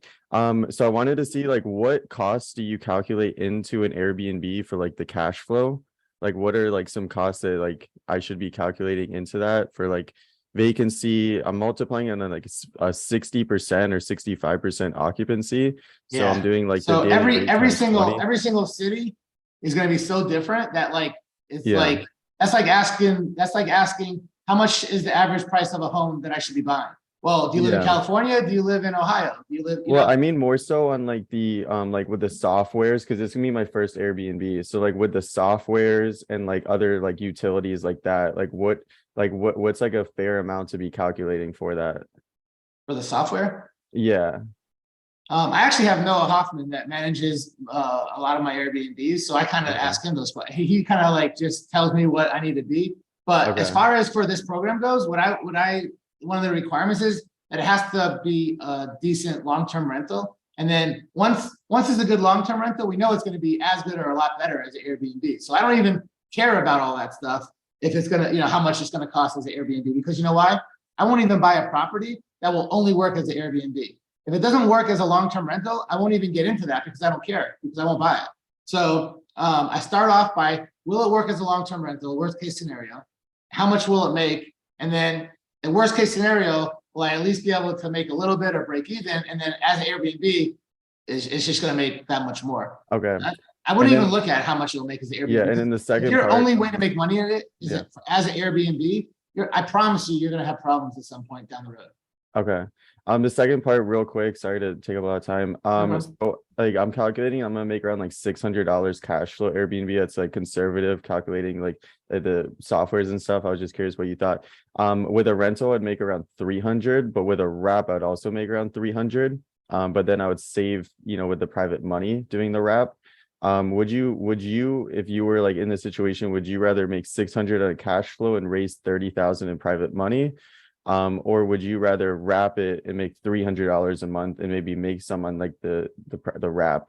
Yeah, with so the that's a good question. So me personally, me and Pace will have totally different answers on this one. I could tell you what Pace would say, I'll tell you what I would say. Okay. What I would say is that I like doing wraps a lot. I have a lot of long-term rentals and I have a lot of wraps. Now, the way I determine if I want to do a wrap or a rental is how much money do I have out on the front end on my entry fee? And if I have a lot of money out, I'd rather do a wrap because I want to get all my money back or as much as possible and then still cash flow for forever. 30 years. I give people 30 years on the wraps. And by the way, I have some wraps I do even 40 years or 45 years or 35 years because this is really important when you wrap, by the way, if you're wrapping. A lot of times people will be like, look, I know that someone can only afford $2,500 a month. So to get it to $2,500 a month, instead of charging 9% interest rate, I have to charge them 7.5%. But I don't do that. I'll still charge them the 9% if that's what I want to charge. And I'll be like, look, to get it to 2,500, I'm not going to lower the interest rate. I'm just going to amortize it over a longer period of time. So that's what I would do. I would always amortize everything over a longer period of time, keep the high interest rate, then lower the interest rate and keep it at 30 years. Okay. And then do you think it's fair for a wrap buyer to do like a 3-year balloon, or is most wrap buyers not gonna? It's very, very, very, very hard to wrap a home to a buyer on a 3-year balloon. Okay. And actually I've run into lately where I've heard people having problems saying that it was predatory. So like in theory, if unless you are 100% can prove that they have the cash in the bank or have a way to come up with the money or their credit's good enough to refinance it, you have to be able to prove that, like in court, they could actually go to a judge and say, look, they did a predatory lending to me and they knew that I couldn't afford it. And they are now foreclosing and they never should have gave me that 3-year balloon, or I didn't even see there was a 3-year balloon. I got tricked into it. So I'd be very careful on wrapping a home to somebody with a balloon. No, I appreciate that. I didn't even think about that. So that was really good advice. Thank you for that. That's all my questions. So I appreciate your time. Yeah. Alex. What's up? How you doing, Abe? happening? Good stuff, man. Hey, quick question. I love this this program. This is really cool. Have you thought about doing this for business acquisition as well? Yeah, so I had to do something different for business acquisition, but it's a different program, but I do partner with people all the time on businesses. So actually tomorrow in my office, I have a whole bunch of people coming here. We're actually going through it. I have Eddie Charger coming here. I have Keston Glasgow. I have Alexis Morgan and a few other people, Justin Coble, and we're going to talk about how we are going to be buying businesses together. But that's nothing to do with this program. Gotcha. Okay. The other question I have was not so much related to this, but I'm entering talks, doing a leveraged buyout with an existing franchise, and my partners had asked if we knew anybody that had that is experienced in that knows an attorney that could help us navigate that properly. Didn't know if you had a recommend. That is going to be in Wisconsin. Okay. If you email me and ask me if I could refer an attorney to you, I'll refer all the attorneys that I use. And if they don't do Wisconsin, they could probably find someone for you. Perfect. That's the Abraham at MMAATL. Yeah, and just put it in the title, looking for a referral for an attorney for M&A or leverage buyout or whatever business. Awesome. Appreciate you, man. Thank you. Yeah, sure. Tori Ellis. Yeah. I'm sorry. I forgot to put my hand down. Okay. All right. Just want to make sure. Alec, you still have your hand up too. I don't know if you wanted to. All right. Nick, you have your hand up. Yeah, hey, Abraham. We've been talking via email about my deal. I didn't know if this was still the time you wanted to review it. Yeah, I want to review. So here's the thing. The Zoom is supposed to be 2 hours, right?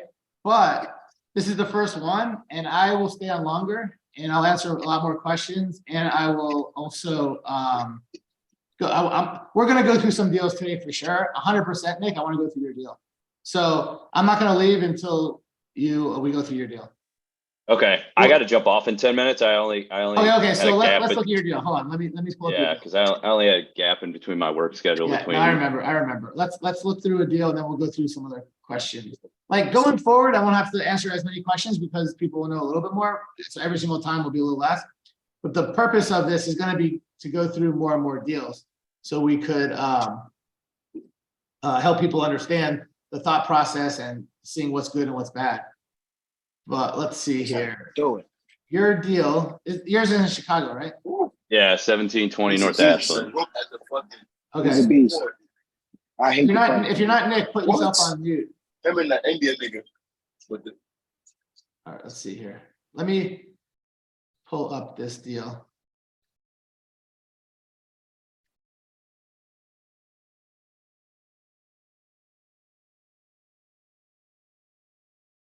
All right, so your deal's a duplex, right?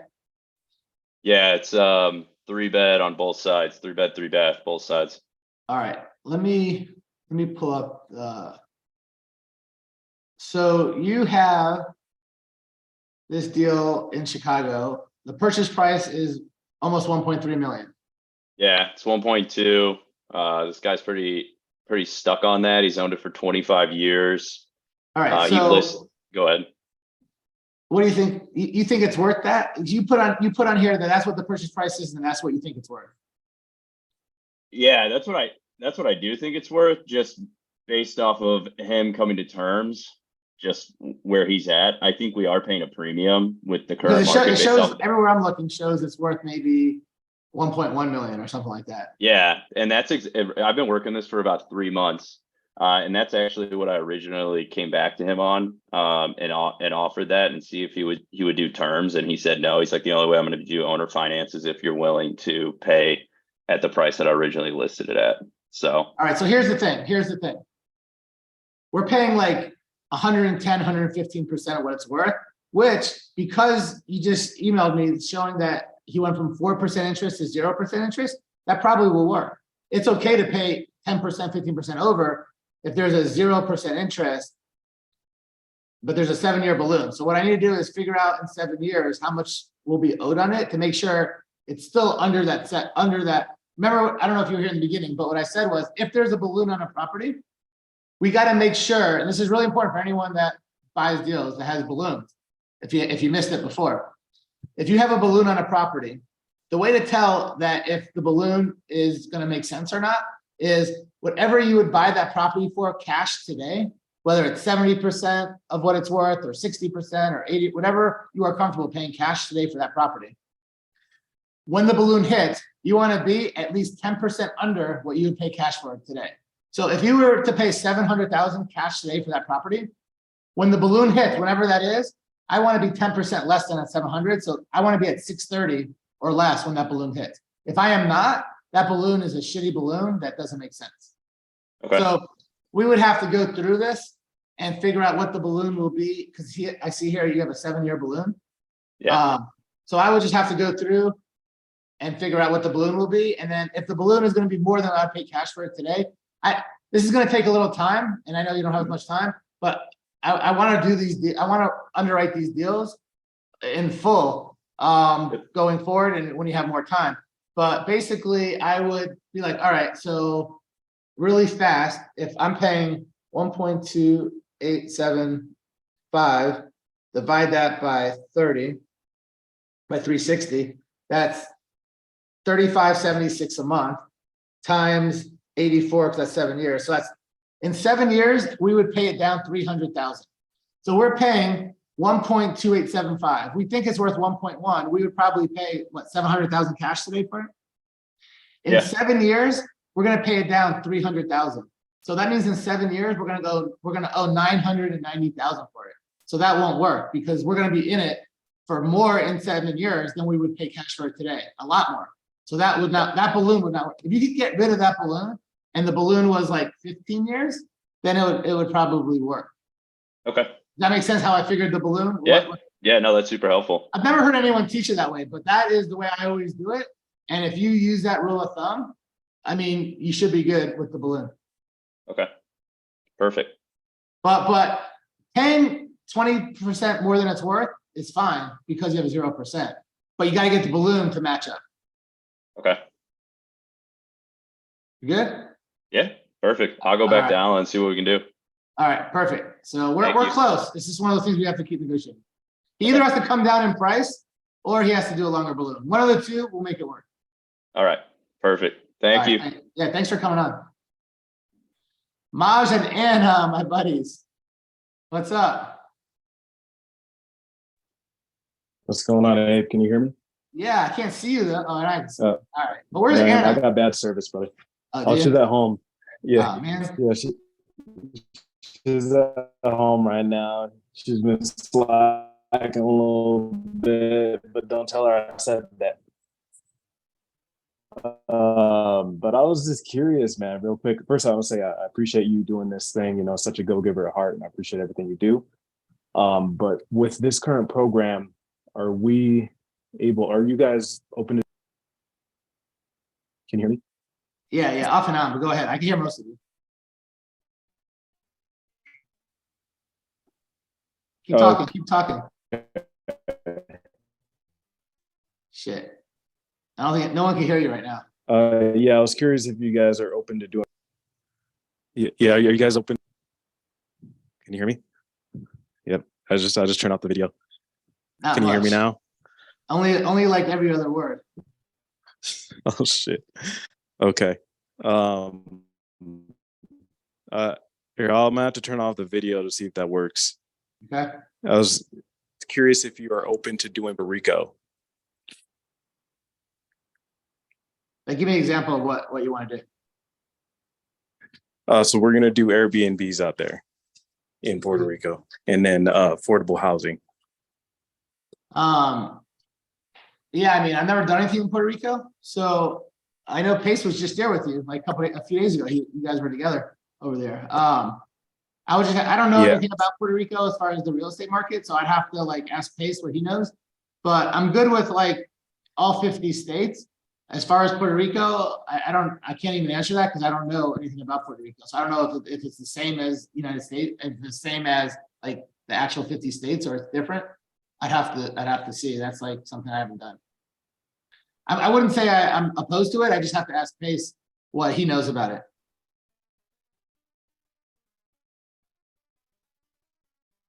You hear me? You Okay. there? Yeah.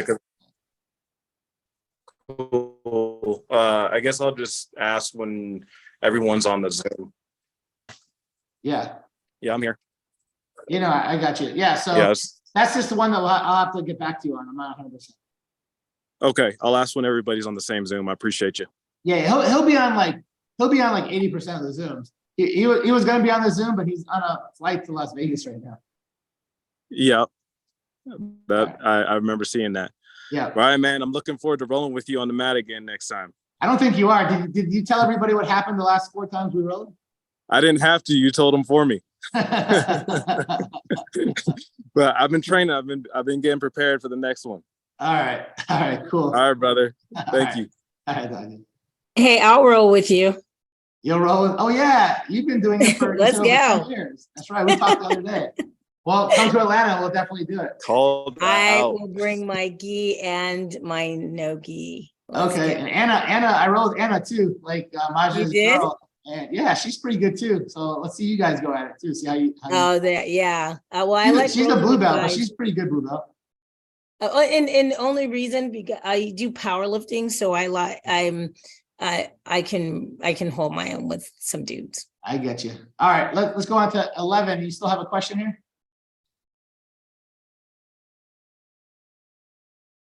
Levin, you're on mute still. All right, cool. Yeah, sorry. I was trying to record my question so I can go back and listen to it direct. So when it comes down to, again, I don't think the question got answered. If it's $1 million like house and California. What would be the criteria on that end? Same criteria as for any other property. Yeah, It would just have to, the entry fee would have to be, 10% or less. The interest rate, we would want like 5% or less. We'd want like a minimal rehab. We'd want a balloon that's at least 7 years or longer. We'd want a cash flow as a regular rental, at least something.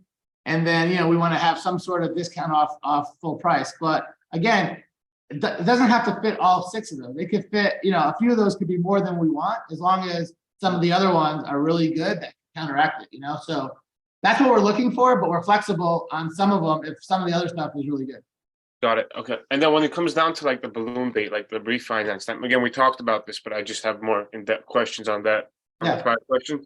When it comes down to the refinance, whose credit are we going to use to refi the house if Well, we're not gonna refinance it. We'll probably, that's why we don't want balloons. Like sub-twos don't have mortgages. If there's a balloon on it, we would have to figure out at the time. But at worst comes to worst, if we don't refinance it, then we'd have to sell it. We'd have to either sell it or figure out someone to refinance it. But that's why we don't want balloons. We want them to be long period of time. And by the time the balloon hits, we want to make sure we have a lot of equity so we can make money on it if we have to sell it. So just so I understand, I got it clear. So if it's like let's say 7-year balloon, 10-year balloon, right? The minimum criteria. The goal at the end of the 7 or 10th year is to sell it after. No, you guys wouldn't want to refinance? Not necessarily. I mean, we could refinance it, but Pace or myself are not going to commit to refinance it on our credit, right now. We'd have to see how the relationship goes over that time, see how the market is, how good we're doing with it. All that would come into play. It's not something we'd have to reevaluate as it gets closer to that balloon period. But if we couldn't agree on who was going to do all that stuff, then we'd probably have to sell it. But yeah, we especially Pace, he doesn't want to sell anything. He wants to keep it forever. So we would have to figure out what makes the most sense. Got it. Okay. But when let's say if we could use my credit, and I mean, how does it? If we could use our partner's credit, or it's DSR CR loan, 100% we'll probably refinance it. 100%. I just can't commit now that I would put it on my credit. Pace won't commit to putting on his credit. So if you're going to put on your credit, 100% we'll refinance it. Okay. And if no one could do it, then we'll have to figure out what makes sense. Got it. Okay. And this part I don't really know too well about how it works. However, so like down the line, the 7-year, if let's say you and Pace want to keep the property and I want to sell it, or vice versa, how does that work? So I have the right to also say no, I don't want to sell it. In the operating agreement or in the contract that we do when we buy the house together, we'll have all those types of things spelled out. If this happens, what will happen? Like who has the right to do what? So all that will be in there. And we'll have like a standard one, but then we'll also have like, one that is tweaked based on what we all agree with ahead of time. Understood. Okay. So each one kind of, I guess, depends on what the it depends on who our partner is, it depends on what's important to our partner. If one thing is more important to you than to us, then we'll give in to you on it, 100%. No, this is huge. Thank you guys. All right. Kevin. Hey, thanks. I'm assuming that the tax benefits like depreciation, that kind of thing is split via the JV agreement. Yeah, 100%. Yeah. Okay, that was my question. Thanks. Yeah, and you know what? That's the way it's planned. That's the way we planned it. But if for some reason one of our partners that we have on one of the deals can't use the tax benefit credit, it doesn't help them at all, then maybe we could pay them a little bit for it, and take their half. But for the most part, the way we planned it is that we're both going to split it 50-50. But if it's absolutely worth nothing to you, then we would claim it and we'd figure out something. I know deductions and depreciation is always worth it. Yeah. Well, not if you don't have to pay any tax. Some people don't make enough money to have to pay taxes or already have enough depreciation, so they don't need it. But it just depends on your situation. Yeah. All right. Thanks. All right, James.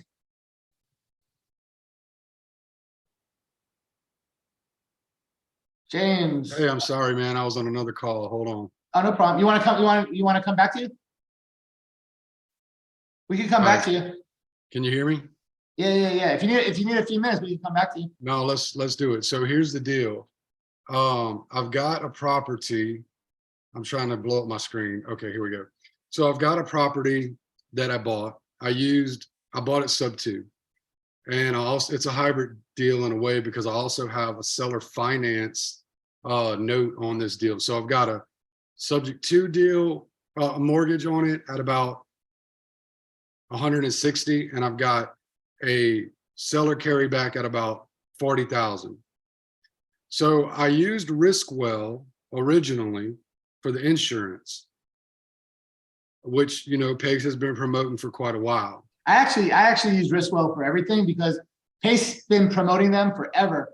But I went to his last mastermind like last year, like in November, December, and I was telling him how I use Riskwell for it. He's like, oh man, I don't even tell people to use Riskwell anymore. I tell people to use, and he has another insurance company he uses, but Riskwell, he still likes Riskwell. He said that they had some customer service issues with some of his students, but I still use Riskwell for everything and I don't have any issues. Everything's fine. All right, so that's what I'm gonna talk about. So what I need another insurance company because what happened is when I bought the property, the first insurance that I paid for it was $900. Okay. The next year when I renewed it, it was almost $1,600. Now it's coming up on time to renew it again. It's $3,900. Yeah. So Pace talked about that at the last mastermind. He has not referred people to Riskwell in a long time. I don't know if it's 6 months or the past year. No one, like, if you know Riskwell, you've been dealing with him for over a year. Yeah. I've been in sub 2 since 2020, and that's who he's been using in 2020, 21. So I've been using them, but I keep them honest. I have so many properties with them that they don't do that to me. But Pace told me that they have really messed up some people in sub 2 with like doing stuff exactly what you said and just not getting back with them on the phone and emails. So he has not referred anyone to Riskwell in a long time. He actually uses somebody else. I don't know who that is because I still use Riskwell, but he definitely suggests to people to use this other person that he uses now, not Riskwell. Yeah. So if anyone can recommend, Tanisha, do you know who that is? Tanisha, do you know who he refers to people now? I see Tanisha answering question, like saying that he hasn't used Riskwell in a long time. And, I don't know who it is, but I can find out. But I took the Riskwell Zoom out of the vault on purpose. Yeah. Oh, wow. I've been using them I've got them covering about 12 properties right now, and I haven't really had a problem with them, but this tremendous hike in price is just, I can't stomach it. It doesn't make any sense. No matter if it's Riskwell or anybody else, if they're going up that much on property, then you should always get like multiple quotes. But I know Pace has been promoting somebody else. I just don't know who it is. I haven't used that person yet. But you should definitely find out who that is. Who should I email and ask this question to? Maybe Molly or Allison? Yeah, I'm going to text Molly right now. Thank you, Tanisha. All right. Anything else? That's all for me. All right. Somebody in here knows, and they'll let you know who it is. But Tanisha will definitely get back to you on that. Thank you. Okay. Desmond.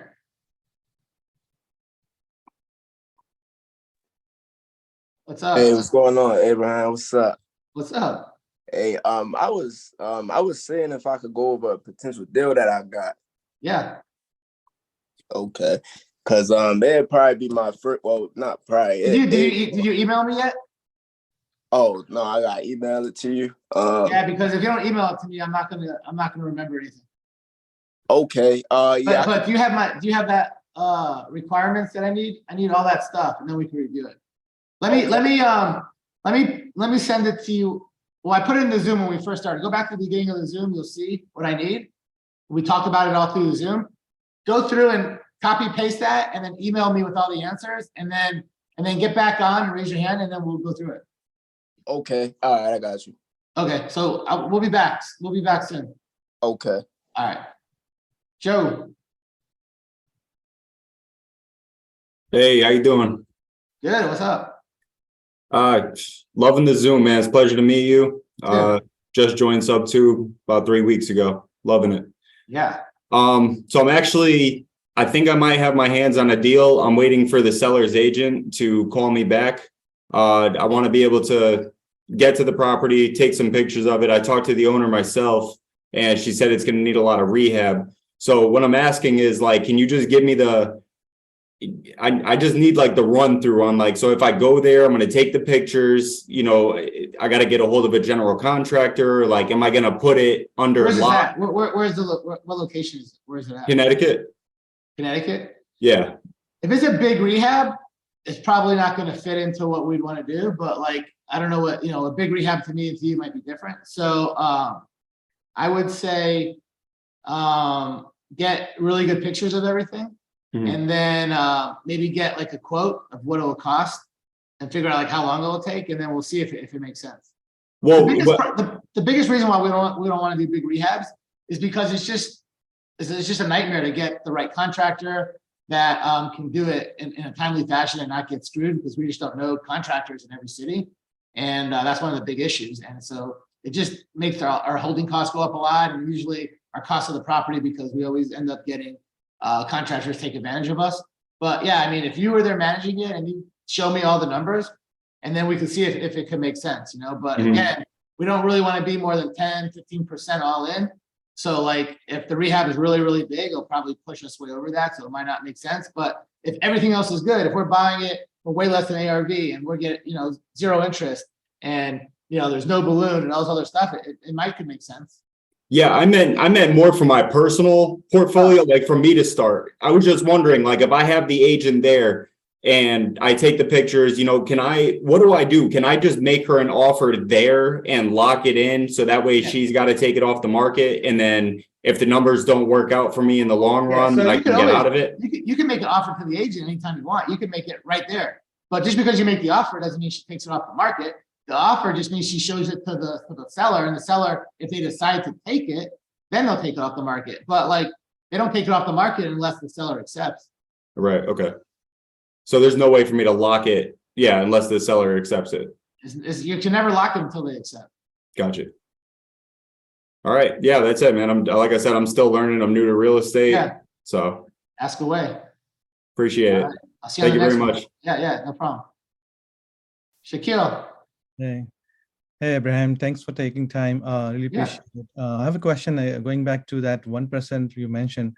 If the entry price is 30K, for example, for 300,000 property, you mentioned 15K, you will be able to get us 1%?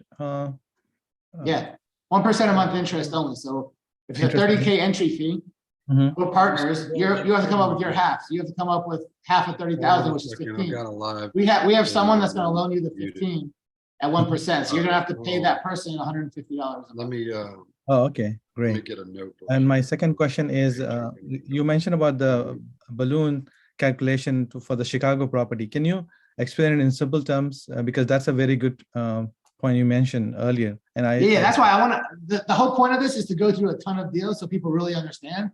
But the balloon, so there is zero interest, okay? So if, let's say we owe, let's just use a number, $1 million, okay? So let's just say we have $1 million loan. Tell me the address again. Hey, James, you need to put yourself on mute here. James, you hear me? Okay, so, hey, Donna, this is Caesar calling me. Can you take it real fast? All right, so if there's no interest, right? This deal that he was talking about in Chicago was zero interest. If there's zero interest, it's so easy. I'll go through some that have interest because that's more complicated. But for the one in Chicago, there was zero interest. So figure out the amount of the loan. Let's do a really easy number. Just see to if make it we really can go simple, ahead and do $100,000. So you have $100,000 loan. Okay. 30, Take 100,000. It's amortized over 30 years. So how many months are in 30 years? It's 30 times 12, right? 30 years has 360 months. So you take 100,000, divide it by 360, where we did this, which is $277.77. That's how much your monthly payment's going to be over 30 years. If you amortize $100,000 with no interest over 30 years. So that's all I did. I just took the amount of money that he was getting a loan for. There was no interest, so it was easy. And then I just divided over 360 because it's 360 years. But then what I did was, I knew there was a 7-year balloon. So I know the payment was $277. And in 7 years is how many months? 7 years is 84 months. So I'll take the 277, multiply it by 84. And that's how many months that I am going to get credit for my payments. What that equals $23,333. So I know if I owe 100,000 today, in 7 years when the balloon hits, I could deduct that 23,000. So instead of owing 100,000, I'm going to owe like 77,000. Yeah. Now, if I would have only paid $70,000 for that property today, I don't want a balloon for 77,000 in 7 years from now. Sure. That defeats the whole purpose of being creative. I want my balloon to be at least 10% less than I would pay for it today, which would be 70,000 minus another 7,000 to be safe. I want the balloon to be 63,000 or less, Gotcha. not But- 77, because now I'm just in a bad boat 7 years from now. But you'll be getting cash flow, right? For example, if you're getting cash I'm flow. getting cash flow, but what else am I doing every single month? I am managing the property. I mean, my time's worth something. The cash flow is for the time I put into it. Anytime it needs repairs, I'm making sure it's repairs. I don't want to do that for free. I mean, you don't want to do it for free, do you? So no, makes sense. Also, what do you think about the market conditions? I know people have been talking about, does it impact, probably you have a lot of properties, for instance, this will be my first property. What do you think of the market conditions going forward? So obviously everyone has a different opinion. What I think is my opinion, and you get to ask 100 people and 100 people could tell you something different. I think that the property values will stay the same or go down for still another little while. Probably the rest of the year, and maybe it'll stay the same or maybe go down a little bit. But if I am buying it as a buy and hold to cash flow, do I really care if the market goes up or down? I don't really care. So I have properties that I own now that I bought in 1998, 1999 when I first started. I still own some of those. Yes. If they went up or down the last 20 some years, did it even matter to me? Not at all. I never sold it. It only really matters when you sell it. The only other reason why it would matter is how much your taxes are, right? When the properties go up in value, your taxes are higher. When the properties go down in value, your taxes get lower. But it really doesn't matter unless you're buying it to fix and flip, or you intend to sell it at some point soon. What happens with the market is not super important if you're buying it to cash flow. Sure. Makes sense. Yeah, but just get the terms that you want. Like you could tell people when you're buying the property, look, I don't mind paying you this, but I know the property is probably going to still keep going down. So I'll pay you this price, even though I know it's probably too much, but I need these terms. And if you get the good terms and you're planning on keeping it long term, you don't really care if it goes down. You almost want it to go down because then you pay less taxes. Gotcha. Yep. Makes sense. Yeah. Thank you for your time. Appreciate it. All right. Desmond. You there, Desmond? Yes, sir. I'm here. You emailed me? Yeah, I'm sending everything. I just sent it over to you. Okay. Let's look at it. Let me see. I'm gonna pull it up. I'm gonna attach some pictures to it too. I forgot the Google Drive link. So you emailed me? Okay, I got it. I just got it. All right. Yeah. All right. Baltimore, Maryland. Okay, so let's go through this. So I don't know if you want anyone to know the address or not, so I won't tell anyone the address, but let's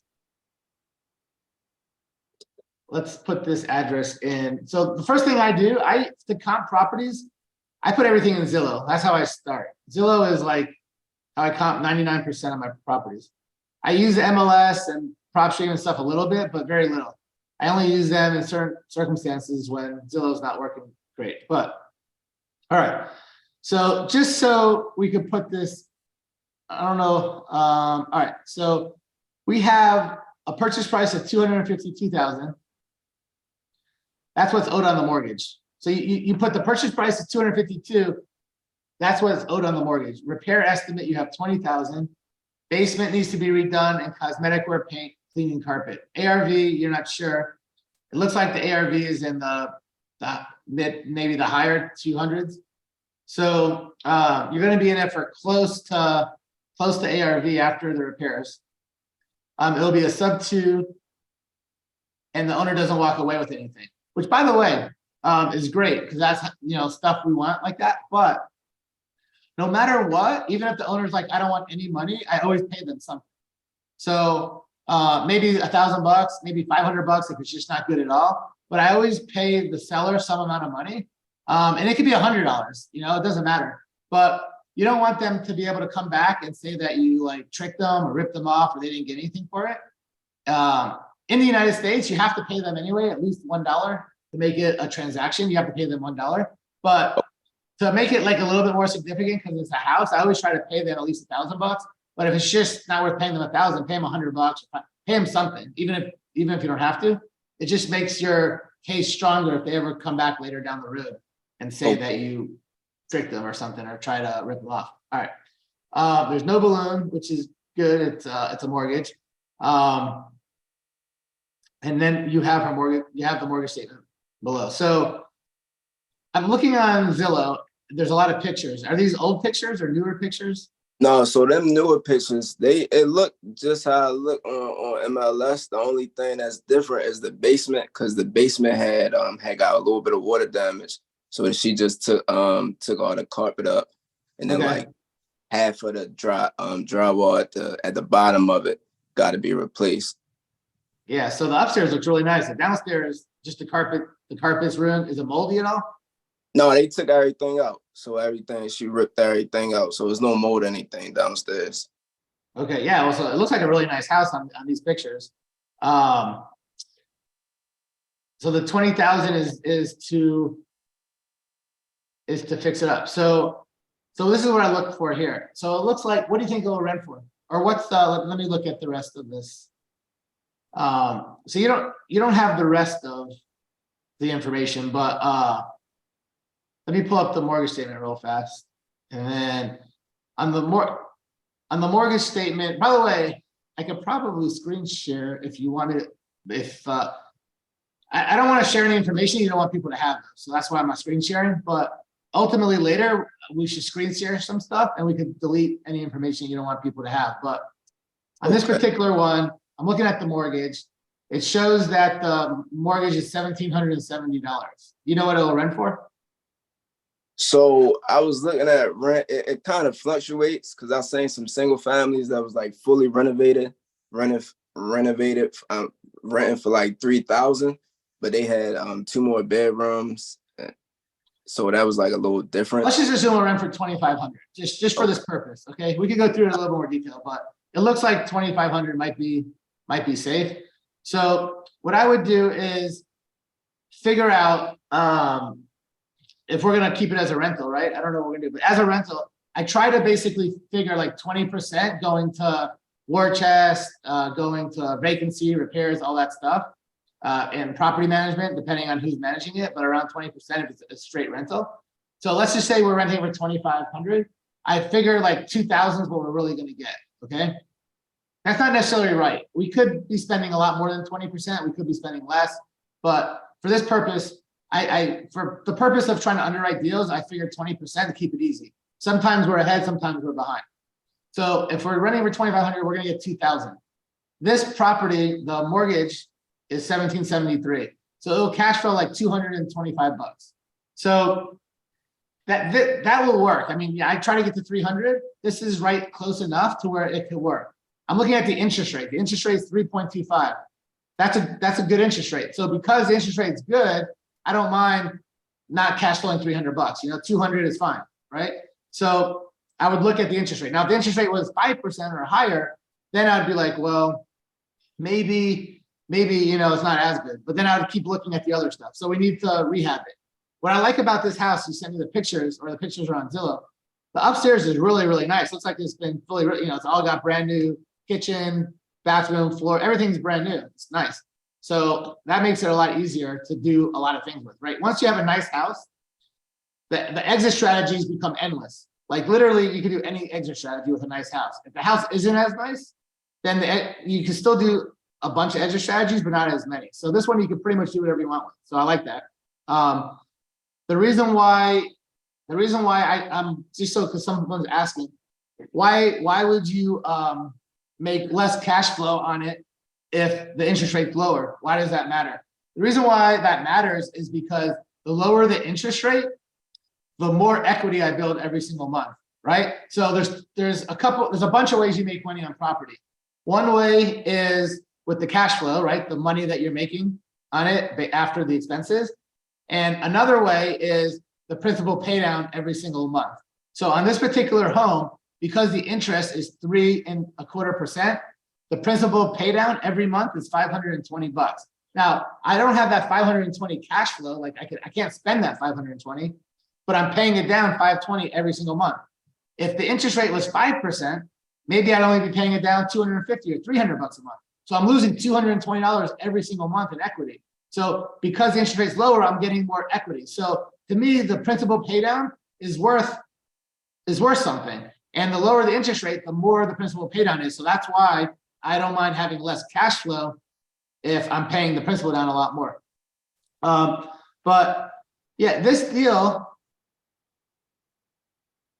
so let's see. So the entry fee on this deal, based on your notes, they want 0 cash to close. So is there any arrears or anything?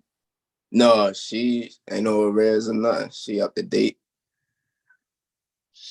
So this would be a deal we would definitely could buy together. We would definitely partner with you and buy this deal. I have to look at it a little bit more detail, but the entry fee is, you can't get a better entry fee unless they pay you, right? So, but we're gonna pay them something just because, we want them to get something. So we'll pay them, and again, we could figure out if we want to pay them, $100 or $1,000 or whatever it is, but I always suggest paying them something. So they can be really insignificant. Now, we are gonna have to come up with 20,000 in repairs, but still the purchase price is $250. We're still under the 10%. So that hits the first box, that hits the second box. The interest rate is 3.25, that hits the fourth box. There's no balloon, it hits the fifth box. I mean, it hits every single box. Like there's nothing that's bad about it, right? So this is 100% a deal that we would do. We're also buying it for a little bit less than it's worth. I don't know. We might be paying 100%. We might be paying 95 or 90%, but it doesn't matter because we're hitting all the other boxes. The cash flow is only about 225, so it's a little bit under 300, but it's still something. But we have no entry fee. So with no the entry fee is going to be 20,000 because of the repairs, but it's still it hits just about every box, and the few that doesn't hit exactly, some of the other boxes are so good that it overcomes the little bit more that we're going on the other. So this would be 100% a deal that if you're submitting this to partner with me and Pace, this is a deal that we will do with you. Is this a deal you want to do with us, or you're asking, is this a deal that you should buy for yourself? I'm fine either way. I'm just wondering, so I know what I mean, it'd be my first sub 2 deal, so I'll try to do it with y'all if I can. Yeah. I want you to put it this way. Me and Pace want you to do what you want to do. If you want to partner with us, we want to partner with you. If you want to do this on your own, you're not going to hurt our feelings. We want you to be happy and do it on your own. But yeah, we would definitely. Do you live in Maryland? Yeah, I'm down here. All right, perfect. So that's even better. So, yeah, if this is the deal you're trying to submit to partner with us, I would get back to you, probably by tomorrow, because today we're catching up on all that stuff. But by tomorrow, but I'm telling you right now, this is the deal we're going to do. I'm already telling you 100%, we are going to do this deal with you. And you are going to need to you need to figure out how much money we're going to have to come up with. You said 20,000, but do we need more than 20,000? Do we need like holding costs or some other stuff?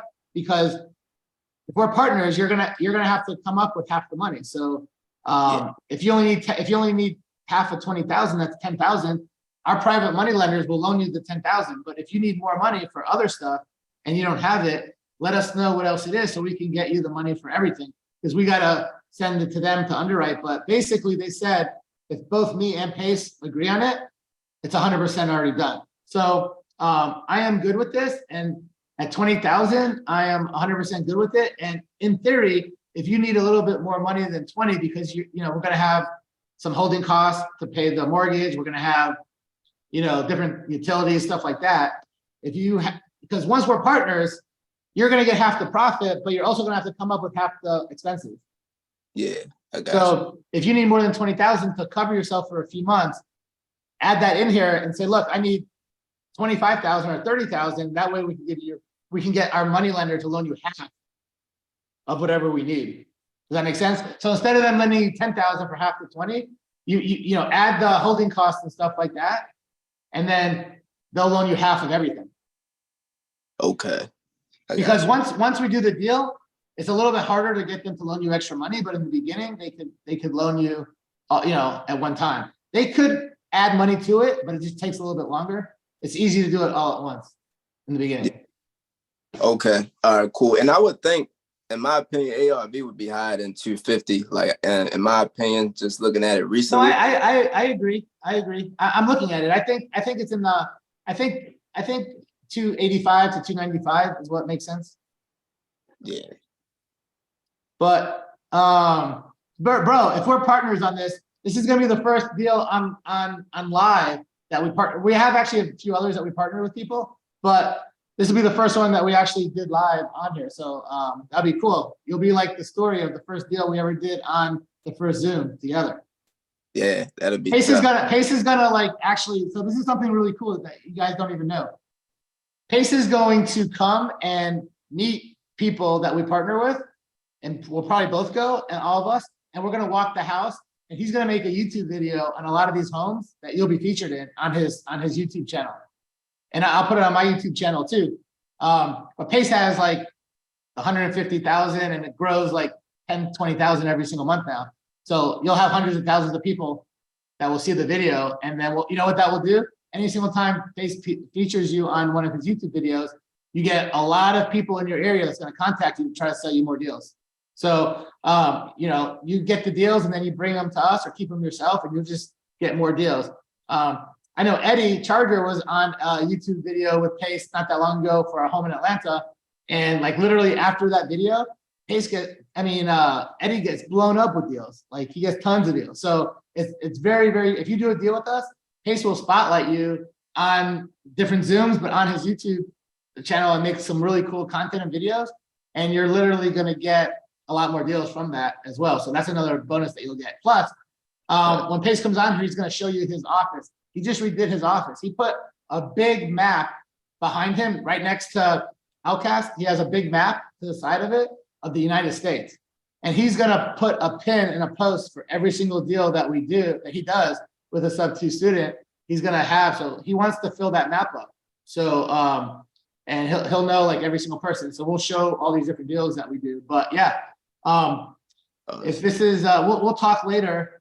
I have your number and stuff, but yeah, just if you don't hear back from me, hit me back up, and you know, I'll give you my number. We could talk, and then at some point, whenever Pace is in Maryland, we'll all get together and we'll make a cool video with you on this property too.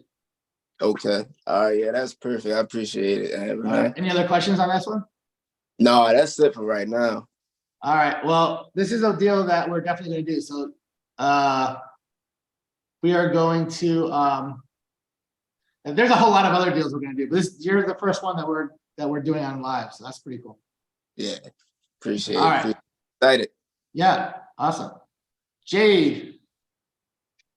Hey. All right. Thank you, first of all. And I also emailed you last night, Abraham, about a deal in Ridgeway, Colorado. All right, let me pull it up. Yep. And I will apologize ahead of time for my complete newbie green status here. No, everybody is new at some point. I was new at some point. Okay, I see it. I see the address and everything here. So it's tricky because finding comps around here is really incredibly difficult. I sent you a couple from Uray, which is 10 miles away. There really wasn't anything in Ridgeway. And then I pulled up another app and it gave me some comps for Telluride and Mountain Village. And those are like not really comparable markets at all. Yeah. So I think the two best are probably those Uray addresses. All right. So I didn't spend any time looking at it yet, but what I will say is they're asking 907. Well, I'm just looking on Zillow. Hold on. Yep. Anyway, if anybody wants me to review a deal and you don't mind people seeing it, I'll put it on a screen share so everyone can see it. But like, I won't show addresses or any parts of the deal unless you 100% want people to see it. Because there have been times where Pace is showing people everything, and then people will go around you and try to cut you out, because there are some assholes. And every time Pace finds those assholes, he kicks them out of the group. But you know, no matter what, like 99% of the group is awesome, but there's always those people. So if you have it locked up and everything and you're comfortable, then sometimes we'll share it. But like if you're not 100% comfortable, then I won't screen share the address and everything. But just so if anybody wants to go through a deal, that's what I'm always going to do. I'm always going to not let anyone see the information unless you're like, no, don't worry, you can let them see it. Okay, so they want 907,000 for this. So it looks like it'll take me a second to comp it better. This is in Colorado. Yeah, like a $300,000 home does not exist here. So yeah, I'm with you. I get it. I see a lot of expensive. like comfort level as a newbie would be, you know, I'd be much more comfortable with a $300,000 deal, but There are some homes that are sold cheap around here. Let me see. These lots. There's some teardowns that are selling for like 200,000. Where are you looking? Are you looking in like Montrose or? Yeah, on Charles Street, there's a few that just sold for like 220, 235, 260. But then there's some that sold for 995, 836, 775, 628. But let's look at so this one is 2,700 square feet, built 1980. The pictures on Zillow are new or old?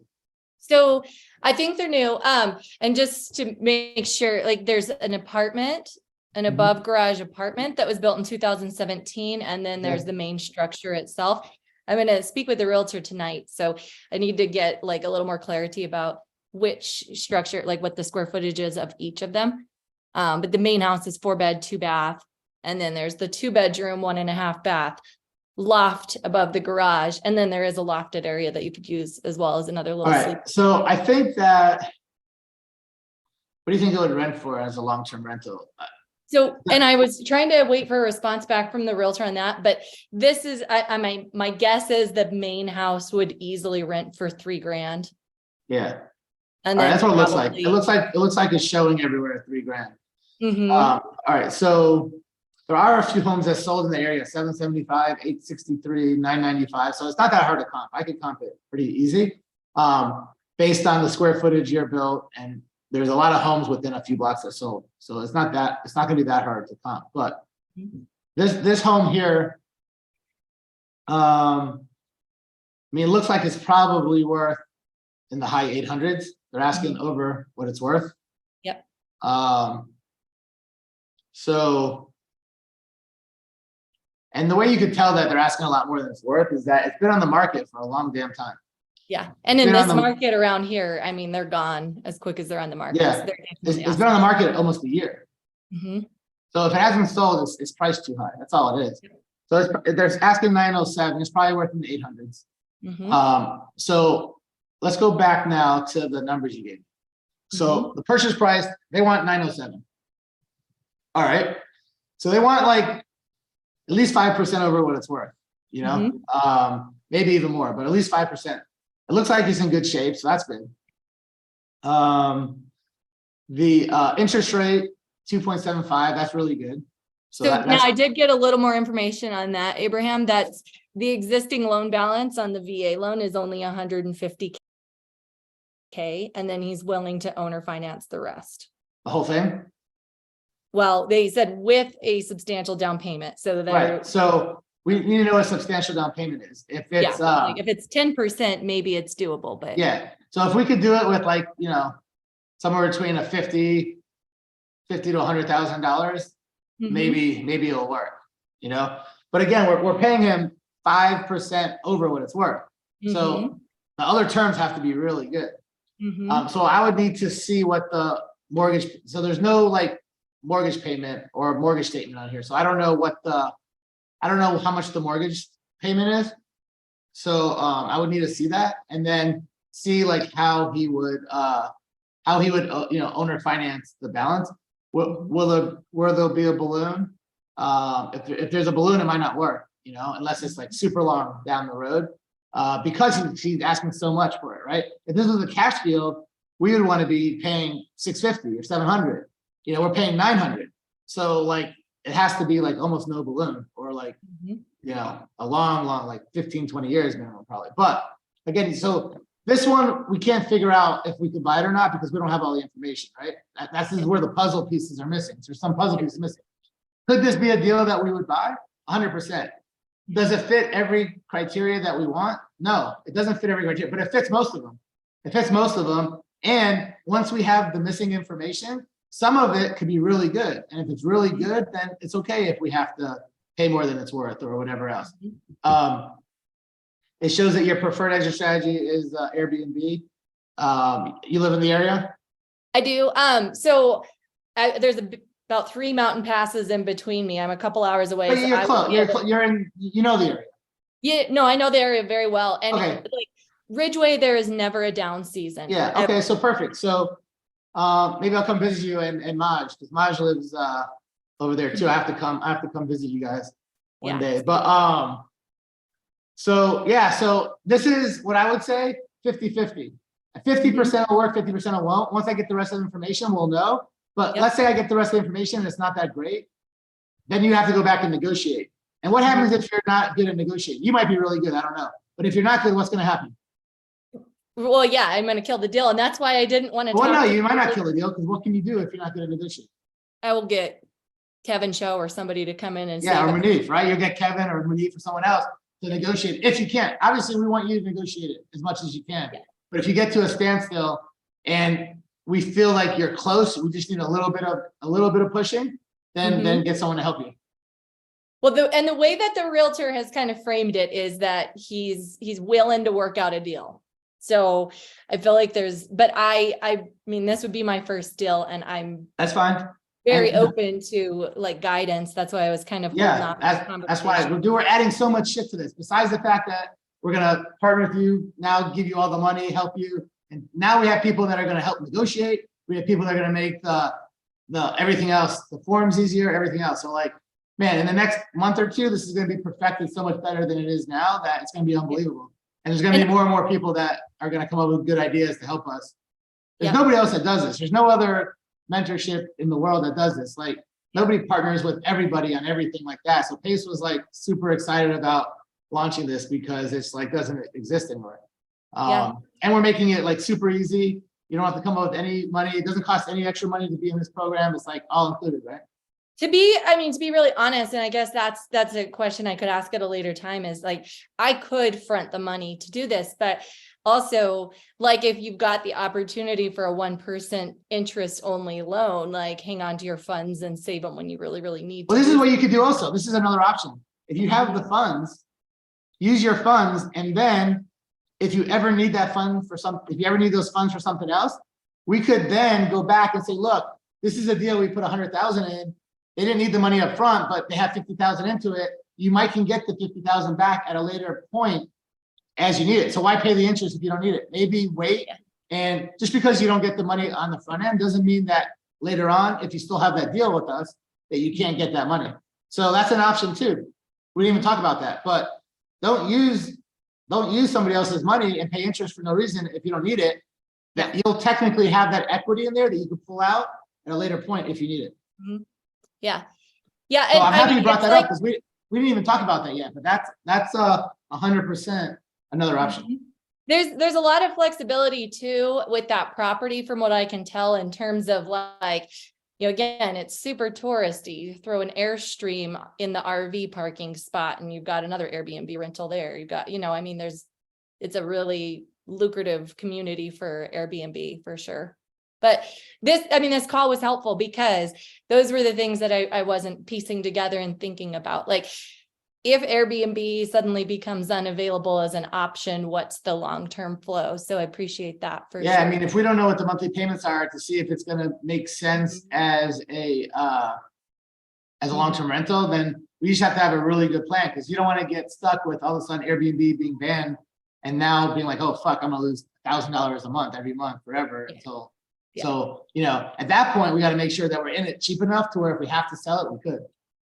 what is your kind of like, I don't know, equation, I guess, per se, for what you need to invest in terms of even, furniture, furnishings, et cetera, for an Airbnb? Because all that has to be factored Depending on in. how big the house is, how nice you want to make it, but the Yeah. average home I see is 15 to 25,000. Okay.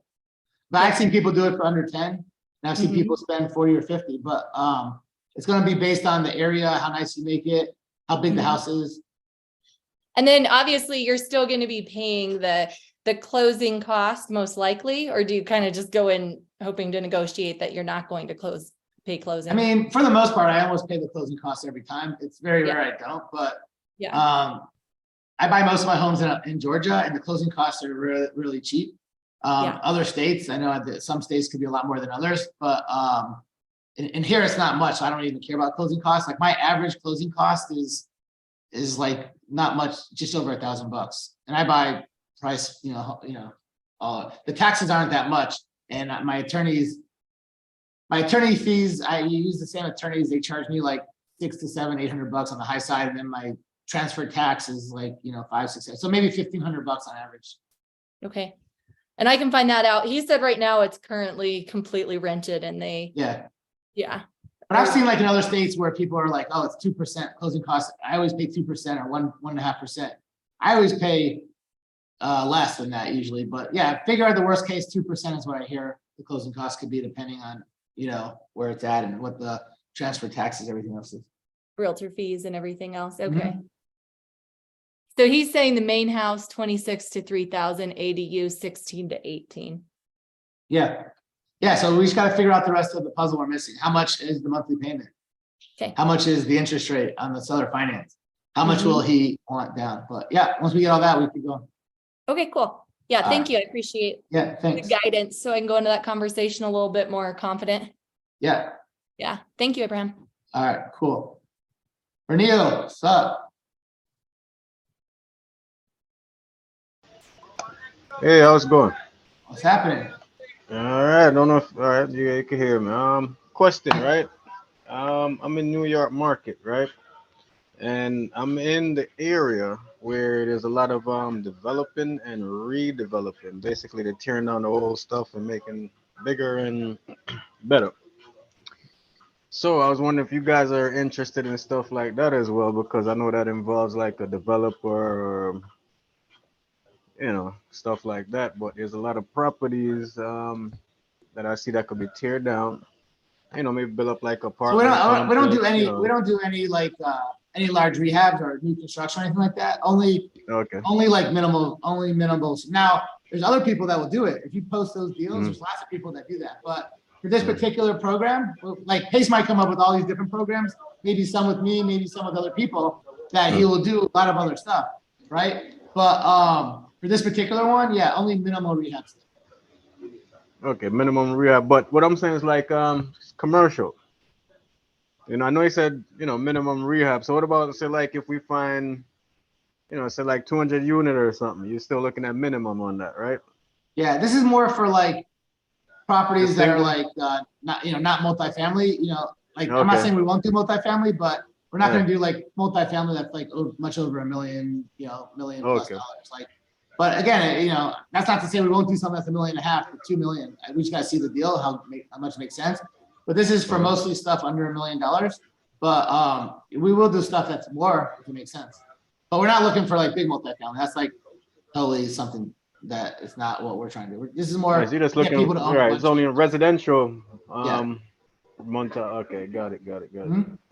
All right. I have one more question. I got one more answer.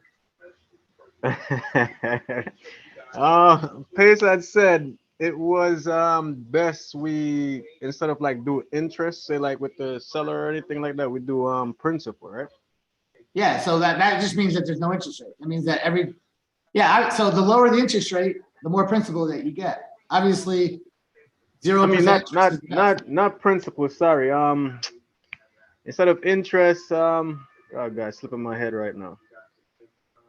He said not to do interest, like say if the it's owner financing or whatever the case is.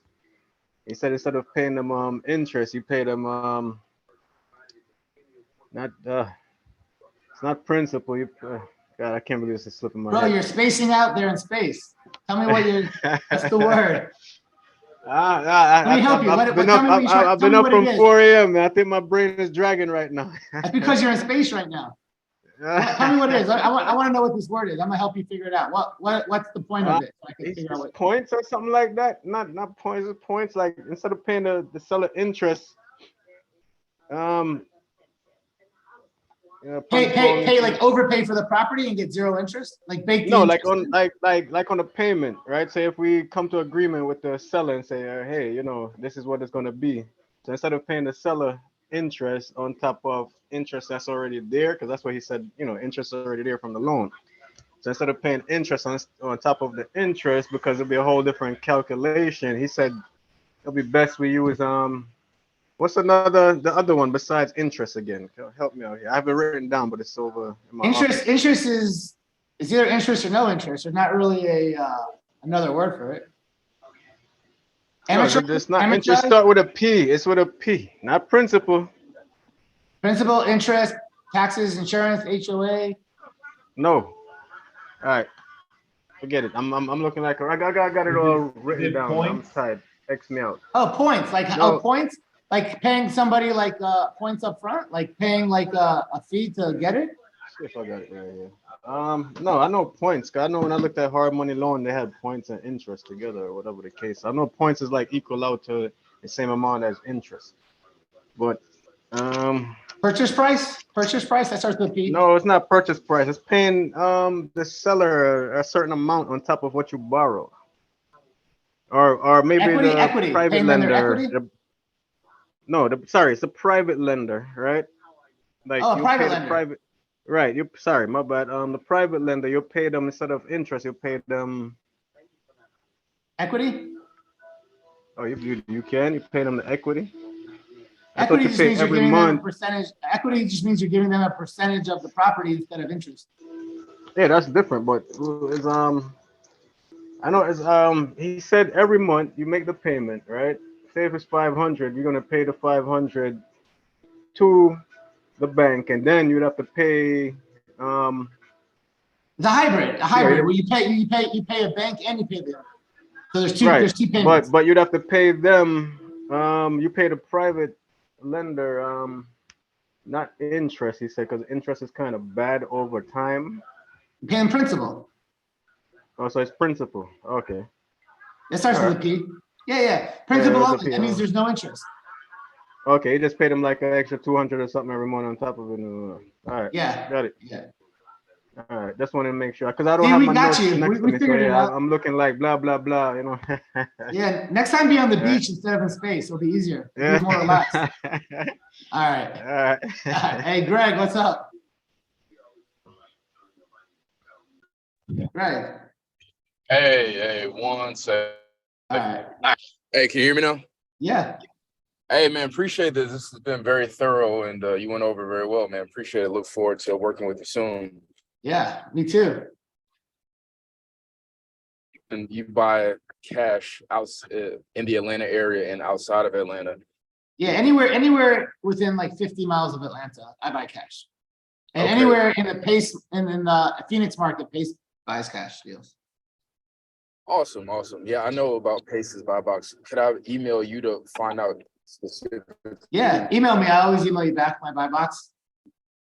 But it's really simple. Anything within 50 miles of Atlanta, I mostly target really single family. So single family townhomes and condos. And really any price range. And I buy them for fix and flips.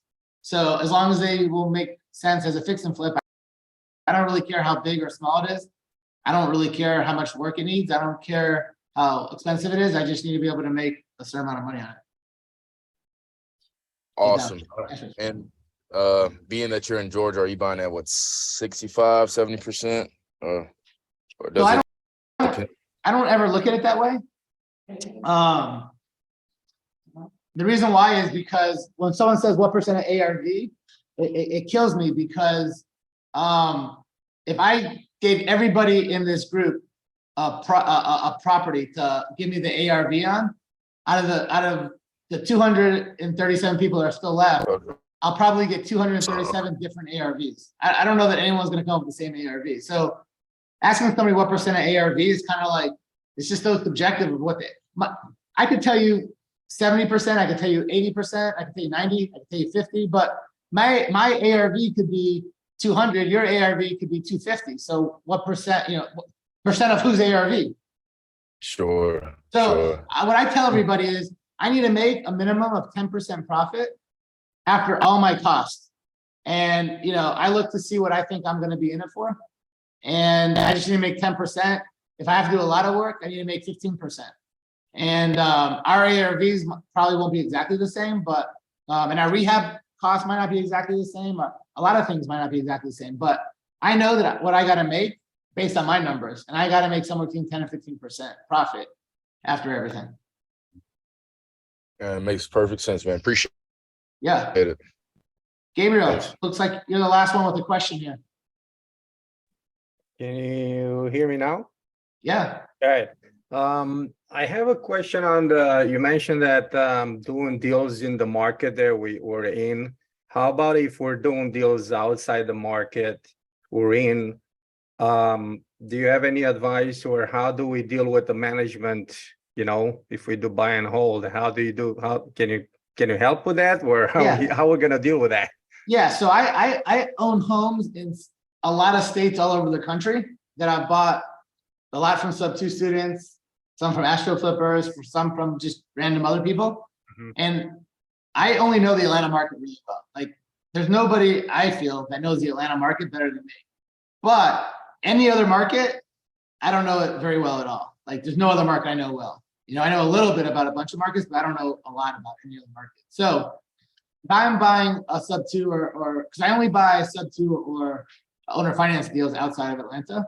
And when I buy them, one of my requirements is that I have a property manager that I could talk to, that I trust, that I like, that can manage the property. So that's, I will basically have my assistant call all the different property managers and find one that we like. So that's what I did. And then obviously, if you know someone that lives in that town, that's even better. But the most important thing is getting a good property manager. So once I have that, I feel comfortable. So focus on finding property managers before we even go in the market and find. Yeah, if we're gonna partner on, whether we're partnering on a deal or whether you're doing the deal on your own, how in the world are we gonna manage a property somewhere we know nothing about and don't know anyone, don't have a partner in, without having a property manager or somebody to be in charge of it? So yeah, you either need to get a partner that's boots on the ground, or you need to get a property manager. Whether you do it on your own or whether you partner with us, that has to happen, or else you're gonna just run into like headaches that you don't want. Right, partnering with you. I mean, because I'm in Chicago, and I'm focusing on a lot of deals outside the state. So and then finding that property manager, I guess, would be the key, because I don't, even if I got a good deal, if I don't have a manager, then I got no deal, I guess. Right? You're gonna have to figure out a way to manage it. I don't know how else you're gonna manage it. Yeah. All right, thank you. That's it. I mean, there's some people that manage it remotely. In theory, you could manage it remotely, but for the most part, most people have big problems doing that without having a property manager. That's what I'm fearing, because in the market that I'm in, you could find a good contractor, you could find good appraisers, you could find good inspectors, and you can do it without a property manager. I know I was talking to Vince Lanza, and he buys properties all over the country. I don't even know if he has property managers in a lot of the cities, but he has a good inspector, and he has some contractors that he knows, and he self-manages it with that. But it's a lot of work. You got to be really good at that. Right. You run into a lot of problems that you're gonna have somebody help you with at some point. And the management company will take over all the issues, collecting the rent, anything that has. Yeah. We're gonna make sure that the property manager that we hire does everything that we want to do. If they don't, then we have to find another one. But yeah, there are property managers that do everything. And those there, obviously, we'll talk more about it and stuff, but I guess that's the key for me. I have to find that management company first, before I, yeah. All right, thank you. Yeah. All right, we got two more here. Allie. Allie, hi, how are you? I appreciate this so much, and I just want to run it by you. I'm looking at a hotel, 20-unit hotel near me to purchase and operate. My husband and I, it's B&B. My husband and I to operate. We live at the Jersey Shore. And so I pitched first I tried a seller finance. They said no to that. And I then tried another route where we do some kind of a DSCR, and I just wondered if it comes down to it and they say yes at some point and I need to put up some money, would you guys consider doing that with me? It depends on what the deal. I mean, I don't know. I've never bought a hotel or done anything with hotels, so I'm not really familiar with hotels. I'm not like against it, but like I'm not like super thrilled about it either. If you say hotels, it doesn't get me super excited. But I would just have to look at the whole deal and then determine. So what would be if it like the cash flow amount versus what you give me, say that like a percentage? Is that how you would determine? Or I put it this way, I would never loan money for it. I would potentially partner if I like it. Okay, so partner, that's fine. Yeah. Okay, I guess I just want to. I appreciate that, and that might give me a little bit more confidence when but there are a lot of people in the group that would loan money on it. You know, you just gotta find a private money lender for this. You know, someone that's comfortable with the deal. Okay, that's great. I appreciate it. And this. I mean, if you ever want to send me an email with the deal, I'll give you my feedback. That's what you're asking. Oh, that'd be amazing. For sure. Thank you. Thank you. No problem. Anytime. Cool. See you guys. Thanks. Alexander. Hey, how's it going, Abraham? Yep, can you hear me? Yeah. Hello? Okay. No, I was actually the one that emailed you last night that sent you the property that you already own. Ring a bell? All right, hold on. You emailed me a property. No, this was last night. You got back to me. You responded to my Facebook post, but it just turns out that the opportunity I sent you one you already own. Where are you right now? Are you like with a bunch of people or by yourself or what? No, I'm actually at work. Can you hear me? Yeah, okay. Okay. What was the, let me find this. It was the 933 Byron. 933 Byron? I sent it to you last night. It was actually the property that you responded back to me. You told me that you already owned it. I was just giving you context of who I am. You're one of those guys. You're one of those guys. I get that all the time. So I own hundreds of properties in Atlanta. I literally own hundreds of properties. And I'm realizing that firsthand. I have a dispo person that I give like 50 properties to at a time to sell for me because I don't rehab every single one because there's just too many. And so I have someone that I give a bunch of properties to. And then every so often, every single week, I get people that offer me properties and I own them. They offer me properties I own. And they're like, yeah, I'm direct to seller. And guess what? I am the owner. I've owned this property for 6 months, a year. You're not direct with me. I'm the owner. I never tried to. I know you didn't say Yeah. A lot of people do. So when I see a property that I own, I'm like, bro, I own this property. You're trying to sell it. I'll sell it to you for a lot less. Right. No. So that was just funny when I had to laugh about that last. It happens. By the way, it happens all the time. Because I have a lot of properties out there that I just try to. I don't wholesale anything because I own everything. Like I pay cash for every property. But like some properties I fix up just a little bit, like maybe I spend $5,000 and then I try to resell it to another investor. Some properties I go all the way to MLS. But that particular property, I actually did some work to it. I probably spent like $5,000 or something on it. And I was just gonna resell it because it's actually a home that's really good for someone to rehab, but it's in an area that I don't like to do a lot of rehab. It's right in down like in the middle of Atlanta, which I don't like that area as much to do rehab. It's just the permitting and everything else. So a lot of those homes I buy just to resell. And then, yeah, every single week I'll get people that offer me my own homes to buy it. And I'm like, dude, I own. But most of the time people are like, oh, I'm direct to seller. I'm like, really? Who's the seller? And you realize I'm the seller? Like, I don't know you. But yeah, but it happens all the time. It's no big deal. Okay, well, no, I'm working on one that hopefully you don't know. Well, I know this one you don't know because I talked to the agent. But my question would be, do you have a target number below list of what you would take down a property under on market?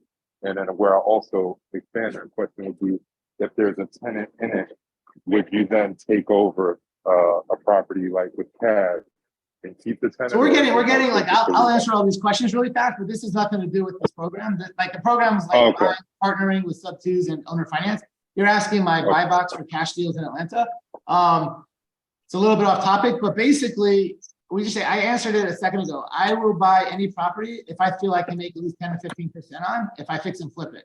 Okay. As far as buying it with tenants, I will buy stuff with tenants, but if it has a tenant, I will always deduct a decent amount of money because I know it's gonna take me months to get them out. So what my holding cost is and what, but I will buy stuff with tenants, and then it depends on the county.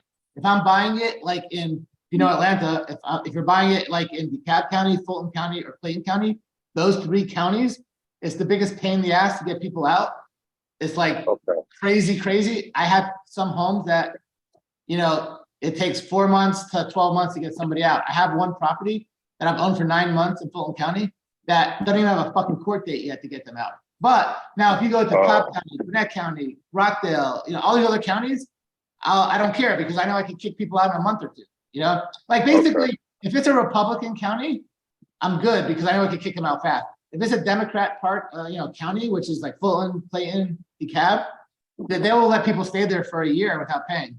So those are tough. So if they have tenants, I will still buy them, but I'll deduct a shitload of money in those counties because I know that it's going to take me a long time to get them out. So it's going to cost me a lot of money in holding costs. Okay, all right, perfect. That's what I was trying to figure out. I mean, I still think that it would be an opportunity as far as just like rehab, but then I just wanted to get some more. I don't care. The level of rehab in Atlanta. I don't care. I'll buy a home with any level of rehab as long as it's not like a new construction or tear down or major fire damage. I don't want like tear downs, major fire damage, new construction, but anything else I will buy. It's just a matter of what I think it's worth and what we could, come up to a price on. Hopefully I can bring you my first deal here. All right, thank you. Cool. Yeah, Mary, what's up?